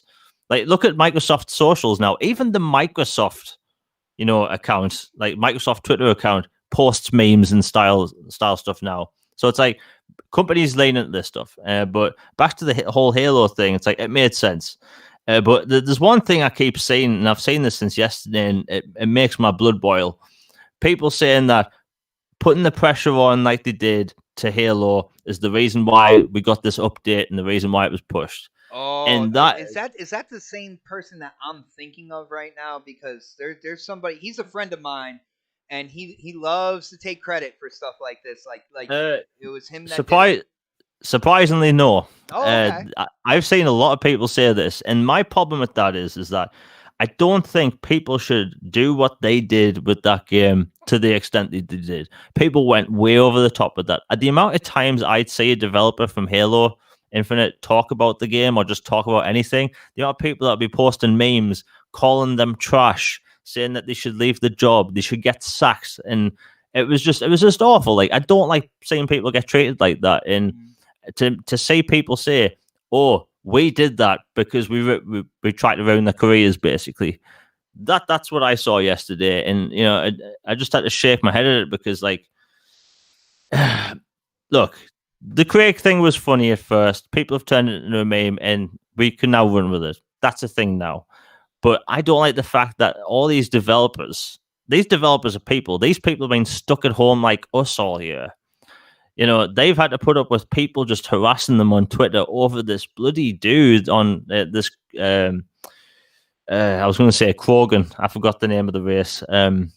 Brew. The Bruce, yeah, the Bruce. Like that, like just because this Bruce looked turtleish, and it's like, was it really worth that? Was it really worth? Like, I do not believe, like in the slightest, it was the people like hounding them on Twitter. It was the people being legitimately critical, and there's a difference between being critical and bashing a game. And that is not a fine line, and people cross it every single day. And I see it all the time on Twitter. People could have said, you know what? The gameplay looks good, but it's the visuals. The visuals weren't up to par with what I expect with a next generation console. Hmm. And that's where the line had to be drawn. But that's what people didn't do. They dragged this game through the dirt. I've seen hundreds of people do this, if not thousands. And look, these people will never be held accountable. And I think people are just dumb, overreacting over it. It's a video game. We use these joysticks to control dudes made out of triangles, and people like lose the crap over it. It's like people claiming that they are the reason that Halo Infinite got delayed or changed and it's going to be better. They didn't do You, this. They didn't do this. They just made people that work at these companies feel like crap. one thing I am gonna say, because what these developers are saying in this update, which, shout out to 343 Industries, shout out to them to a huge extent for releasing this information. A lot of people wanted to know what was going on. A lot of people wanted an update. And shout out to them for really going in as deep as they did with this, because they didn't necessarily have to. You know what I'm saying? Like, and they went in with these screenshots that we're seeing right now. A lot of this is multiplayer, and I will get into that as well. But to me, it looks absolutely gorgeous. But shout out to 343 to going in as in depth as they did with this, and because the release window is fall 2021, they're gonna reveal more as well. Moving forward, they're gonna have Jamie. What do they call it in Microsoft where you test out the game? Oh, what is it? Flight, right? Flighting. Flight. They are bringing back the Halo Infinite flight as well. That'll be going on kind of like I guess over the spring and summer. So they really went in and they shared a lot of information. Now, I will say when it comes to what they showed for the gameplay reveal, if they felt as in tune as they said they were with this, they're like, oh yeah, no, we were thinking that as well. We were going to be working on that as well. I don't see how they would have completed all that stuff by the time of the original launch date. And if, as you can see, with them delaying it until the fall of 2021, like I don't think like there was any way they would have gotten all this stuff done for the release of the Series X anyway. So I think there's some PR talk in here. All right. But as we can see from these screenshots, and again, a lot of these are the multiplayer Spartan models. I think this looks absolutely incredible. This is, I was a little worried about them kind of toning back the art style in terms of the multiplayer and what you can do in terms of customizing your Spartan and stuff. But from what I'm seeing here, this is looking absolutely insane to me. I am really digging this. It looks like the areas are, you got some nice big areas in terms of multiplayer arenas. Of course, you're probably going to have like the smaller close quarters as well. Uh, to me, this is looking really good. And now, when it comes to the multiplayer and the looks and such, they were hinting about the Halo Reach style of customization, where you can customize one shoulder pad and then the other shoulder pad. One arm, the other arm, one leg piece, and then the other leg piece. And you can really kind of like mix and match armor pieces and such. And they said in this update they're doing that and even more. And then shout out to Xperia again, the Halo YouTuber who pointed out in one of these parts, and you'll see a picture side by side of one of the Spartans' hands, literally having like two different armor pieces on the same hand. And when it comes to hands in the first person, you see those a lot. So being able to customize those as well, something you really didn't get to do. It was attached to the entire arm when it came to at least Halo 5 Guardians. But they went in and said the customization and the reward system is something that they feel the gamers are going to really enjoy. They felt like, Halo 5 didn't really cater to the gamers or reward the gamers who were really dedicated in Halo 5 with like cool customizations and stuff. And I know I am one of those gamers that I played the Halo 5 multiplayer until I got every single armor piece, every single weapon skin, every single vehicle, every single weapon for Warzone without spending a dime on rec packs. So I got them all by actually playing the game. Um, Jamie, I don't know, like if you went in and you read this or if you watched, anybody talking about this.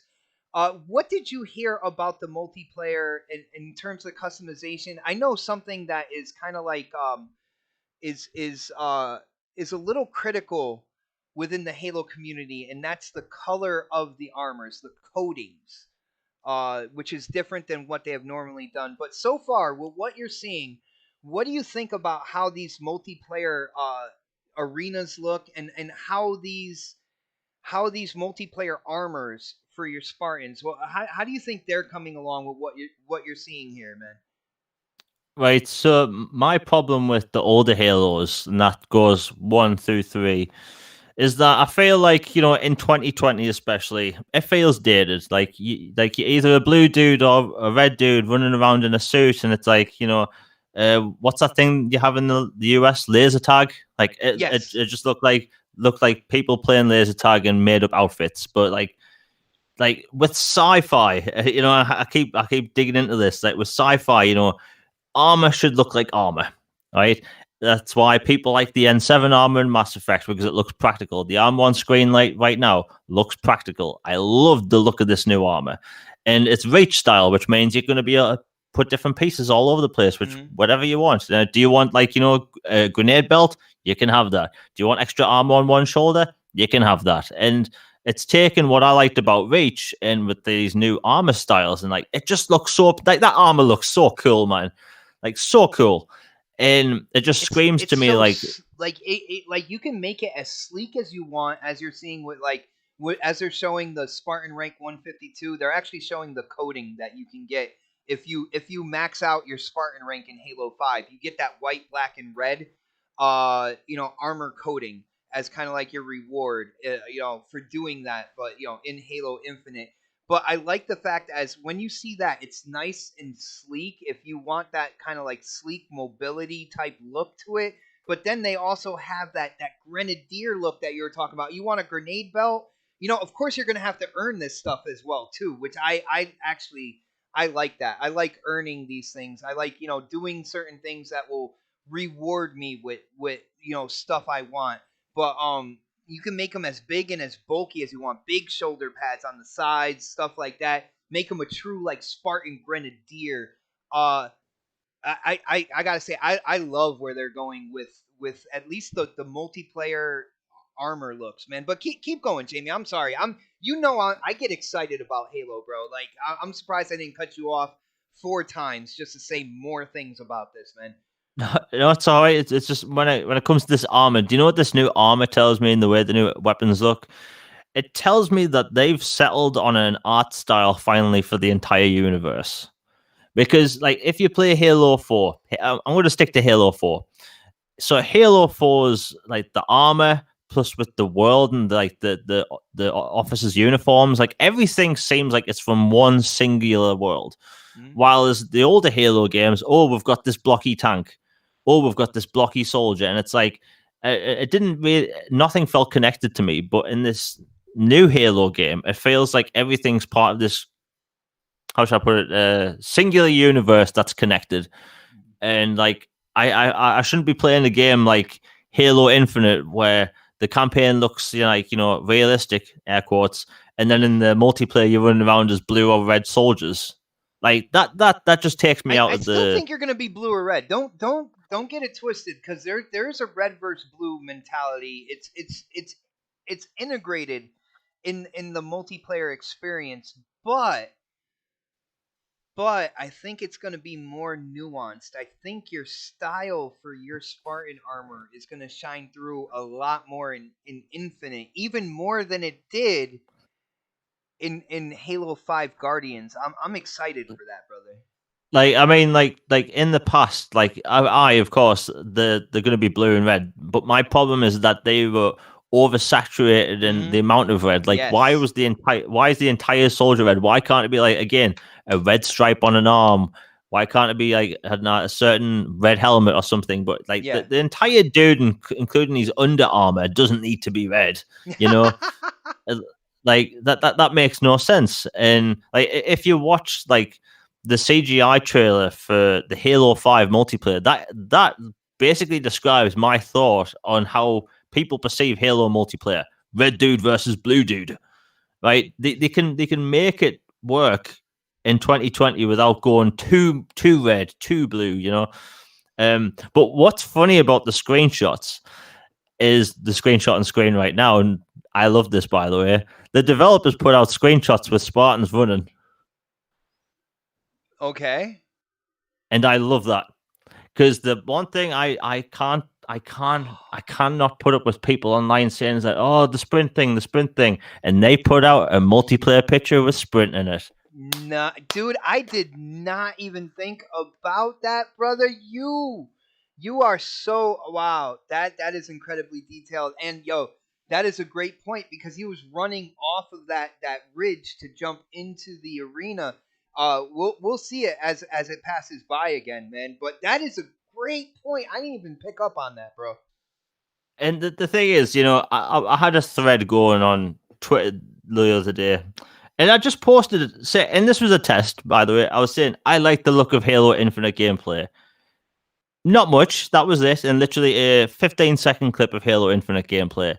This thread went on for 2 days with over 200 comments. and it was just people arguing about what Halo should be and what Halo shouldn't be. And a lot of those people were like, "Oh, I want it to feel new." But I had a few people that were like, "Do you have to remove sprint? I want Master Chief and other Spartans to walk like they're walking through butter." And it's like, no, no. Let 343 make the game they want to make. I don't want to play this game, this slow ass game in 2020, where, or shall I say 2021, where I'm playing as this super soldier that can barely walk at full pace. Yeah. Just literally just a metal shield with a gun. Like, nah, that's not what a super soldier is. Dude, I hear you on that, man, and I think that that is also one of the things that kind of had me gravitate towards you more because you understood that about the evolution of Halo, and it is something that I have gotten into. I'm doing finger quotes here, discussions with other Halo gamers in the community about for a long time. And, to hear somebody, put that common sense into the evolution of the game and what a super soldier should truly be, I appreciate that about you, Jamie. Now, real quick, when there's something controversial in the Halo community. Now, when people would color their armor sets for multiplayer, there's been a traditional system called primary secondary. You would pick one primary color, you would pick one secondary color, and the primary color that would be the main color of your armor, with the secondary creating highlights along that armor, and you would be able to create kind of like your own colors and stuff like that. There are some hardcore kind of like old school Halo guys that when they look at this coding which has like um it's predetermined colors per coding. Like you have the Spartan rank 152, which is a white, black, and red.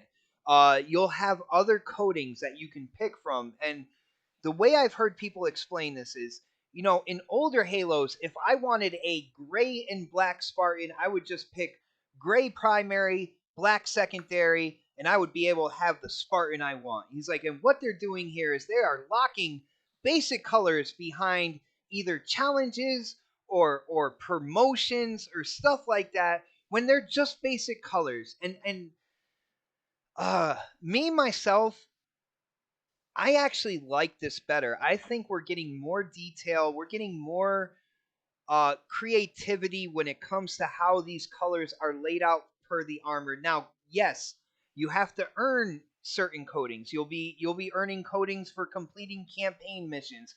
You'll be earning coatings for completing challenges within multiplayer and single player.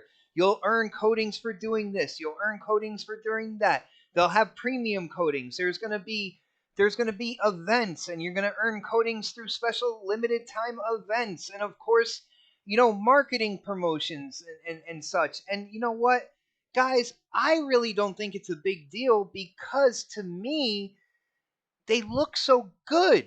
Like, I don't mind that. Is there going to be coatings that, like, all right, I don't drink Monster energy drinks. Now, they do this thing with Monster. They have a certain black and lime green coating when it comes to Monster. And it's only going to be if you purchase Monster and you get this code or something like that. Am I going to be upset about it? I'll be upset on the inside, but not so upset that I'm like, yo, I hate this game now, and that's it. All right. Um, I don't think any game has a perfect implementation when it comes down to it on how they work with.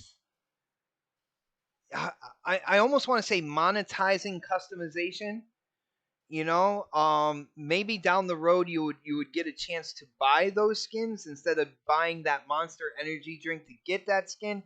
But I always think that there's always going to be a downside as well as the upside, and to me, the upside really outweighs the downside when it comes to this coding process, especially when you think about all the different customizations that they are putting in when it comes to the armor. Jamie, what do you think about this kind of like controversy here, where again the old school Halo community wants that old school way, the primary, secondary, which to me there's no reward there. You just make the colors you want and you just kind of move forward. I like having a reward. I like working for stuff. If I want that color, that color coding, that premium coding. I'm gonna do that challenge, or I'm gonna complete that mission, or I'm, you know what I'm saying? I like that stuff. I do it a lot in Destiny as well. It's called grinding, and I like doing it, man. What do you think about what they're doing here with the color and the controversy between the old school, new school kind of like way of doing things here? I mean, like as for the design, like I like the new school look, but when it comes to like the whole like how do people get them thing, I want to tell people what I actually do in Halo games when it comes to customization. So for Halo Reach, I get a code in the limited edition because I got the big statue thingy, and it came with a code that I could have a flaming helmet, and I was like, oh cool, that's it. And I made my character look like the plain old Noble Six dude, right? Okay. And that was me. And that's how I had the game for years. I never bothered to touch it after that. And then when Halo 4 came out, I activated the flaming helmet thing, and that was that. I don't really care about how I look in first person games because all I see is my hands. Well, dude, now we got But like assassinations and stuff, man. You do yeah, see yeah, your character. yeah, I know. But my point is that it's like if I'm playing person game and I barely see my character, I personally don't care how I look. But when I do see my character in assassinations or in a vehicle, I want them to look cool. Hmm. So when it comes to people getting these skins and stuff, like I don't see the problem why people would have with earning them via challenges and leveling up. Because here's the thing: what's better in a game when you level up to get a different emblem next to your name or a cool armor piece? As someone that sticks with the Armor default look piece, for a lot, armor piece yeah, all day, brother. like as someone that just sticks with the plain dude, the plain soldier dude, when you start the game off, like I would prefer to have the option to win stuff when you finish a challenge Hmm. or something. Like I don't get why people would be against that. So are you telling me that there's a group of Halo fans that think everything should be unlocked from the day one for everyone to access, and then just get emblems next to your name? That just seems silly. Yes. Like so what people want is no actual reason to progress other than an emblem. What is the point in that? What is the point? It's like when people prestige in Call of Duty and you get another emblem next to your name. It's like, congratulations, do you want a medal? Like, I don't get it. But do you know what is cool? Armor pieces. And frankly, I don't see the problem with it. I'd rather have that as opposed to, just an emblem. I don't like the idea that an emblem is the only way we can reward progression, you know? Hmm. So yeah, armor pieces, I'm all for it. You know? If everything is What about available. what about the coding though? Because again, that's another thing. And with me, I love where you're going with this, Jamie, and I'm agreeing with you 100%. And another thing is, can you imagine like there's some really tough challenges out there, right? And again, I know this from like Destiny 2. There's doing a raid flawlessly will get you either an armor piece, a certain shader, and it's, nameplates as well. Though the thing next to your name, they do give you that as well. But to get something, all right, that you can physically have on your character that shows that you did something incredibly hard in the community and you accomplished it. I love having stuff like that in the multiplayer of the game. Like if I went in and I did something incredibly difficult and got a certain color variant, that I could use on my Spartan, I would rock that thing with so much pride and be like, yeah, I got this. You know what I'm saying? Like I love having that as opposed to the primary secondary where somebody else can just be the same color Spartan I am without that reward for doing that incredibly hard thing. I like that, man. You know what I'm saying? You mean have separate paint things for certain challenges? Is that what you mean Yeah, by yeah, saying coatings? yeah, and that's what they said. That's what they said in here. Like you're gonna be able to earn you're gonna earn like these coatings from like special events from challenges, and that was the one that really made my ears perk up. Challenges within the game as well, and again like challenges, even multiplayer challenges because there's a lot of talented Halo multiplayer people out there in the community, I would love being able to get something like, you know, if there was somebody that was, I was going in arena against that was such a higher tier than me, and I was able to headshot them 3 times with a sniper rifle, and it opened up this color scheme, this coding for my armor that showed that I did that or something like that. I like having that reward system there. I would rock that coating on my armor to let people know I did such a crazy thing to get this. I like having that in the game, man. What about you, brother? I mean, like I said, I'm all for like offering like armor pieces or skins or whatnot through challenges and progression. Mhm. Like what if someone is able to assassinate someone? I don't know, assassinate 2 people in a row. Maybe that could unlock something. Like I don't see the problem. Like I just don't. I just find it hard to believe that there's people that want everything unlocked from the beginning and have nothing to unlock afterwards. Like, so why you play? You're playing for the sake of playing, okay? But what is progression in a first-person game when you earn nothing? Because Halo isn't like Call of Duty where you unlock, attachments that change the game. You have the same weapons the other dudes Mhm. have, so I don't see the problem. Yeah, and that is a great point when it comes to Call of Duty. The attachments that change the game and whatnot. And when it comes down to the purists out there, that like you said, they want everything unlocked, and it's just for the love of the game. It's just for playing the game. Well, my whole thing is if the gameplay is rock solid and addictive already, why not have that cherry on top as well? Why not have stuff to work towards, stuff that you would have to take yourself out of your usual play style to get that skin that you have been wanting? And it's like, oh man, but like you said, oh, you have to assassinate 2 Spartans in a row within a certain amount of time, and that's how you get that skin. And it really, you're more of a mid to long range player. So you deal more with the assault rifle, and it would you would have to get out of your comfort zone and try playing the game in a new way. But the gameplay is still rock solid. You're still playing it for the game, for the gameplay itself, but you're getting all these extras. You're getting that cherry on top. You're getting rewarded for doing things. Sometimes things that you wouldn't normally think of doing otherwise. I like that mentality when it comes to a multiplayer game, bro. I mean, like I really don't get like why people are against it.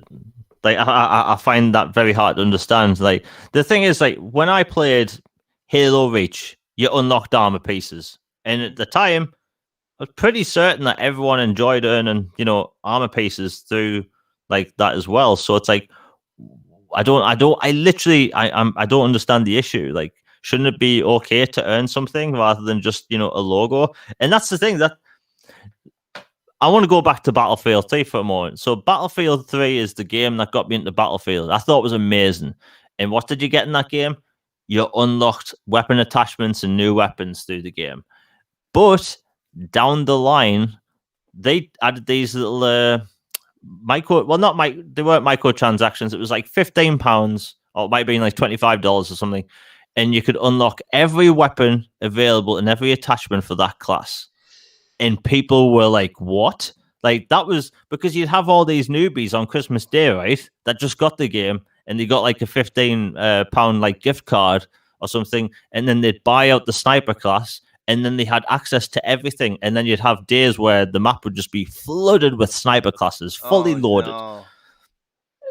But that's when in that game it relied on attachments and weapon unlocks. That was the progression. Yeah, having a little cool like military thing next to your name was cool, but you played to unlock better weapons because the weapons you start out with in Battlefield games We're are dog crap. crap. We're you crap. know uh, but with Halo, you don't play the game to unlock weapons, you Hmm. don't play the game to unlock attachments, you play the game and you unlock armor pieces. And I don't understand the problem, because if you're not unlocking armor pieces, you're just unlocking emblems, and who gives a crap about what shapes next to your name? Oh, I like having both. All right, there are certain emblems I have in Destiny 2. Even my son last night, shout out to the defective raid team and Mad Skills, who is the leader of that clan. It is the clan I am in, in Destiny 2. Just look it up on Xbox Live. Ask to join because it is a quality clan. They go through raid runs, they do trial runs. For anybody who knows Destiny 2, you know what I'm talking about. Even though trials really hasn't that we haven't done the first line of trials. It's been delayed for quite a few weeks already.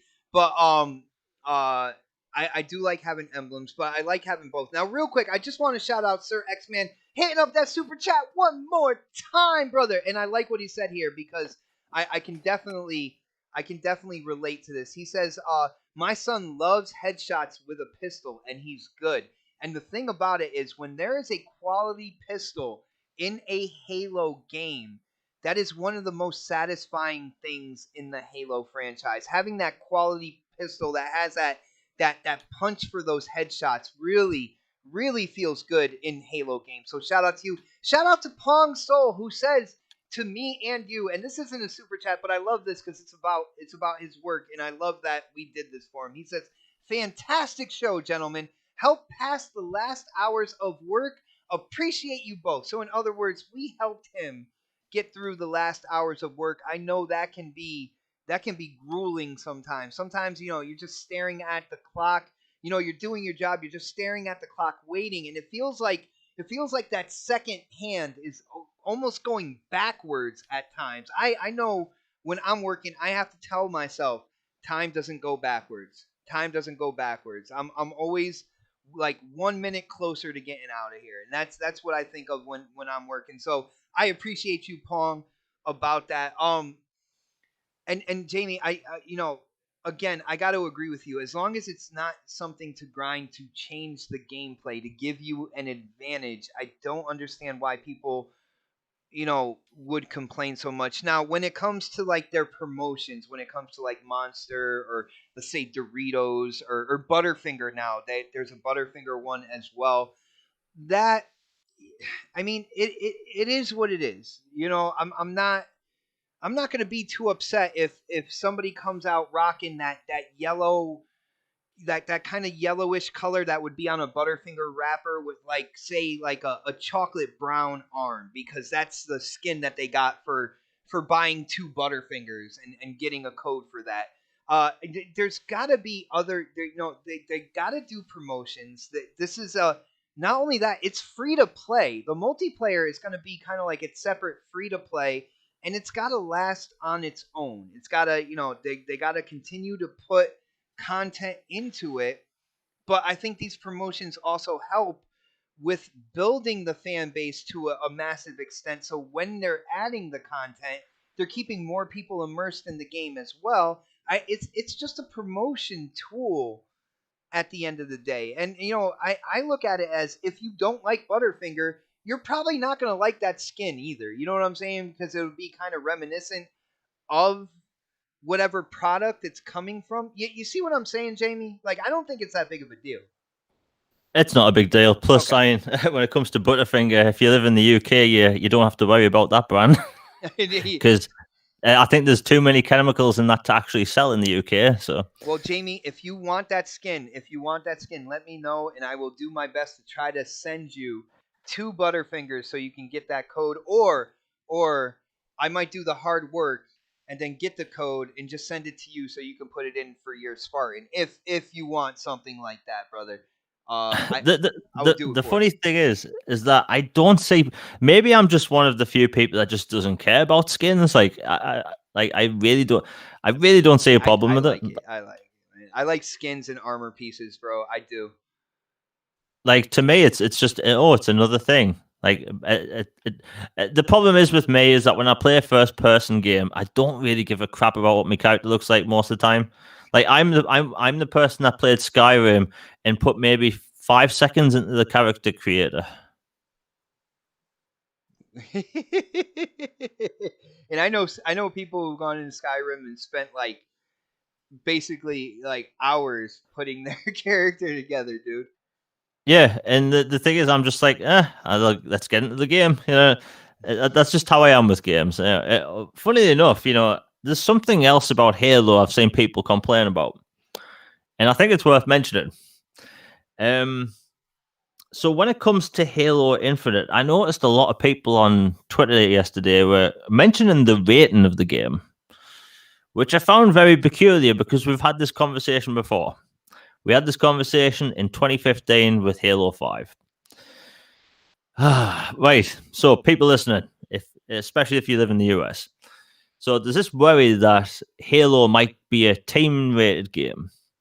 This issue came out with Halo 5, where it got a slightly different rating, I believe, in the US.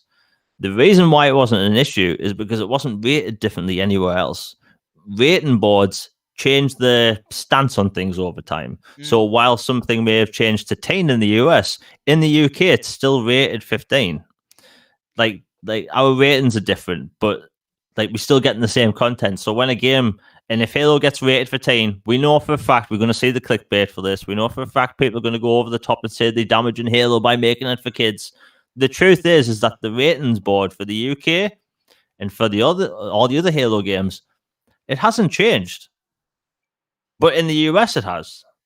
And the content hasn't changed. So it's just the US ratings board, and I think it's Peggy. Is it Peggy in the US or ESRB? ESRB. Uh, yeah, like their stance on games have just changed over time. Nudity used to get full on R rating in the US. It doesn't get full on R rating in the US anymore. It just changes. So Halo Infinite will probably get rated 10, and people don't need to cry about it because it's not changed anywhere else. Well, when it comes down, I know exactly what you're talking about, and it has everything to do with blood splatter. Blood splatter when it goes to Spartan on Spartan, or Spartan on soldier, and stuff like that. In the first three Halos, if you shot a Spartan, or if you shot a soldier down, there was blood spatter, same way that you would have with, like, if you shot a Covenant or something like that. Now, moving forward, they kind of took the at least the human blood splatter away. I think to a certain extent, the alien blood splatter as well. Which, with the alien blood splatter, I thought it was cool because it was like either you got the light blue or the purple, and like you would kind of like paint the wall or the ground with like Covenant. You know what I'm saying? I thought it was kind of cool with that. I never thought it was a big deal in term, especially when it comes to multiplayer Spartan v Spartan, because in multiplayer, for people who don't know, it's a war simulation. Like, you're not actually killing people. Okay, it's a war simulation. That's what Red versus Blue is. You're not killing other Spartans. It's a simulation. It's a training event. They're not dying. So why would blood be spilled in an arena that is a simulation of war? You see what I'm saying? Like, it doesn't make any sense. It wouldn't happen, in a real life circumstance that way. So why are you getting upset that there's no blood splatter when it comes to your online multiplayer arena, especially since the multiplayer arena is meant to be a simulation to help you hone your combat skills as a Spartan, and it's not real. Like, when it comes to like Battlefield, Call of Duty, all that stuff, they try to say that that's a real battlefield area, that's a real war zone, so you get what you get there. You know what I'm saying? In terms of what the developers want to do for realism. When it comes to Red vs. Blue, when it comes to competitive arena, when it comes to Halo's multiplayer, it is a simulation. Okay? It's not real. Spartans aren't killing Spartans. That would be insane. All right. So, I never thought it was a big deal. And especially with knowing kind of like the backdrop and what Red versus Blue is. You know what I'm saying? I don't understand, why people would be upset about it unless they don't know what that multiplayer is supposed to be. So with that being said, brother, let me just read one more thing about this, because this is one of the most interesting things, and this is where Staten comes back again. The creative lead for Halo Infinite. Now he is the guy. He was a focal point. He was in there with Bungie doing Halo 1, 2, 3, ODST, Halo Reach. He was a writer. He was a creative lead. He was all those things when it came to the Halos that the old school Halo community absolutely adores. All right. So let me just see. It says the road ahead. It says, um, I am fortunate to have worked with incredibly talented teams my whole career. The Infinite team is no exceptions. Folks here don't just understand Halo, they love the core gameplay and characters and community. Everything that makes Halo Halo, just as much as I do. And like me, they also feel a deep responsibility to serve. We aren't making this game for us. We're making it for you. Now that's PR right there because they're also making it for them in terms of popularity and let's be honest, revenue, right? But starting with this update, we are going to be sharing more about what we are doing and most importantly, why we are doing it. So here are a few things I'd like to share. My first week on this is really important right here because Staten will not lie about something like this. He said my first week on the job, I played the entire Halo Infinite campaign twice. I was, in a word, stunned in the best possible way by what the team had done. Infinite is by far the most expansive and vertical Halo world ever. Why did the team do this? Because they understand that wonder and freedom are key to the Halo experience. He said, "I could feel the classic Halo 30 seconds of fun beating at the heart of Infinite's world, but I had never felt more powerful, more mobile, Jamie, running, sprinting, more mobile, more in command of a rich set of tactical choices. Here's the big thing. This was the Halo we imagined back in 2000 finally come to life after 20 years of technical and creative innovation. He played the campaign twice and was stunned at how close and how finally the Halo that they had envisioned is basically right there at the doorstep, ready to launch in fall of 2021. Jamie, what do you think about what Joe Staten is saying here? Like I can tell you right now, he would not say something like that if it was not true. I have like dealt with him for years in terms of coming out, and talking to the press and talking to people about previous Halo games. Um, he wouldn't lie. I've seen people BS their way out of situations when it comes to video games. This didn't come across as BS. Like again, Mass Effect Andromeda. I was reading things by certain developers, and I was like, something doesn't seem right. And what do you know? It wasn't right. But like Joseph, I keep wanting to say Jason Statham, Joseph Staten, um, Joseph Staten. Like what he said comes across genuine. Like I do believe him. Like if it was BS and I'd mentioned it. The thing is, people could read into the two clouds popping in or the Craig thing and think, oh, that's the whole game. The truth is, we saw a tiny part of us. We saw a tiny part of one mission of one game. So the game could have been incredible. It's just we've seen such a small part. So yeah, I believe him because look, as much as he would have to lie, if let's say the game was broken to hell and he lied, he would have worded that differently. Mm, And I didn't get the impression that he was lying. nice, nice, and I definitely didn't either.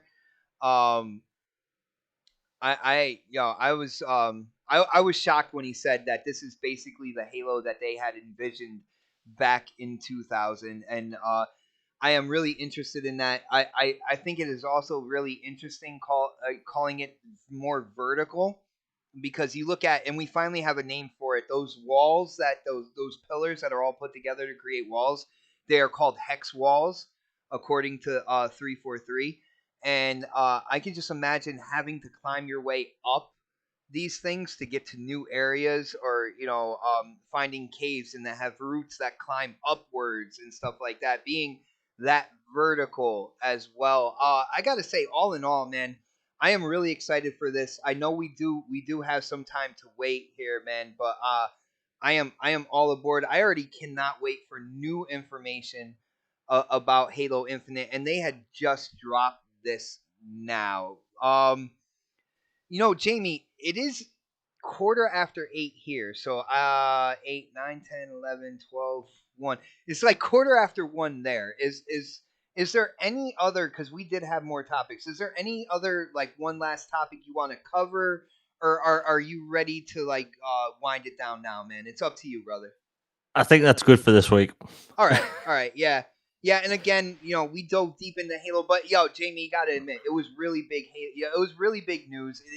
It is a staple of the Xbox platform as well. So whenever new Halo news, especially Halo Infinite, with everything that was kind of surrounding it and stuff, I think it's something we really had to go in and really express our opinions on.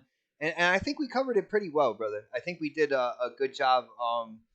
Breaking it down. I got to say this again. Yo, shout out to everybody that hung out with us tonight, guys. Thank you so much for the continued support. I know it's been a little rocky in terms of when this show is going live, and of course that has to deal with my work situation, and that's another reason why I say Jamie is one of the most patient YouTubers slash podcasters that I have ever had the opportunity to work with, man. Jamie is so cool with kind of like adjusting to my work schedule and still getting the show out here for you guys. He is definitely the hero of the Series X podcast, and thank you for that, brother. I really do appreciate it. Guys, if you haven't done it yet, hit that thumbs up button. If you haven't subscribed, definitely subscribe. But we are getting into our outros. Yo, Jamie, you are the elusive gamer on YouTube, man. Absolutely love your channel. I love the content that you do bring to the table on YouTube. You got to let people know about that. And of course, you are famous in the community when it comes to your Twitter, man, and kind of like the information and the jokes and kind of like the interaction there. You gotta let them know about that, man. Now is the time, brother. We're going into our outros. What do you got for the chat for tonight, bro? Yeah, thanks, man. It's always been a pleasure, man. And yeah, my channel, it's all Xbox stuff as usual. And I was going to put out a video tomorrow, but Cyberpunk's out, and well, that's just a horrific idea. So I'll have a new video on possibly Friday, which is shocker, Xbox related. And you know, going into 2021, I'm going to have a crap ton more different styles of content going throughout the next year. I've been trying to be more regular on my channel, trying to get more pieces of content out a week. I want to get to a place where I'm putting out 5-6 pieces of content out a week, and that'll happen within the next few months. But yeah, it's all Xbox stuff on the Elusive Gamer, and should have more live shows coming soon. And yeah, my Twitter's Jamie Moran UK, where I post game and stuff. Nice, nice, brother. Yeah, and definitely links are in the description below, guys. If you haven't subscribed to his channel yet, definitely do so. You will not be disappointed. Jesse, I just want to say, brother, I appreciate you. Jesse, I love seeing you here. For pretty much every live show, man. I appreciate you as well as everybody else in the chat. But I did you just say playing soccer, but you meant cyberpunk? That is very unique, man. Definitely appreciate Jesse. Definitely appreciate my moderator with Thor's hammer, Mr. Crispy Bomb. Even though he was making fun of me that I was rocking the Xbox One, aka VCR box, and trying to change up the name of this podcast. But I appreciate you, bro. Again, guys, if you haven't done it yet, definitely think about subscribing. If you want to support even more, you can always join the channel. You can always hit up the super chat when we go live. I will say, next podcast tomorrow is going to be very, very interesting because it's technically not going to be a podcast. We are going to do kind of like a live reaction to the VGAs, okay? Because the VGAs decided that they were going to go live the same time that next podcast goes live. So you know what? We're both going live, but I would ask you guys to use the next podcast tomorrow as a second screen experience. You can watch the VGAs on your TV. I will have the visuals up here, but I'm a little iffy about the copyrights when it comes to certain music that might pop up and stuff like that. So the sound is going to be really toned down. But you will hear the reaction from the next podcast panel when it comes to the VGAs. Not only that, I'm gonna put out to a certain group of people. I'm gonna put out a link to the Google Hangout / Meet, and if they want to jump in at any point in time and hang out with us while we are live reacting to the VGAs, I would suggest for them to come in and just hang out with us as well. It's gonna be a cool time. So if you're gonna go and watch the VGAs, you might want to do it with the next podcast panel and hear our reactions as they show different things and such. Um I think it's going to be a really good time. It's going to be an experiment to see how that is all going to roll out. So guys, definitely tune in tomorrow to the next podcast, aka live reaction to the VGAs. Again, it's something new. It's something I haven't seen anybody else really do for their podcast. So I think it's going to be really interesting. I definitely suggest tuning in, guys. But thank you guys for hanging out with us for the Series X podcast. We are episode 12. We are rolling, guys. We are absolutely rolling. And it is all because of you guys and your continued support. So, guys, like I say at the end of every one of these shows, keep it gaming and keep it Xbox. Have a great night, everybody.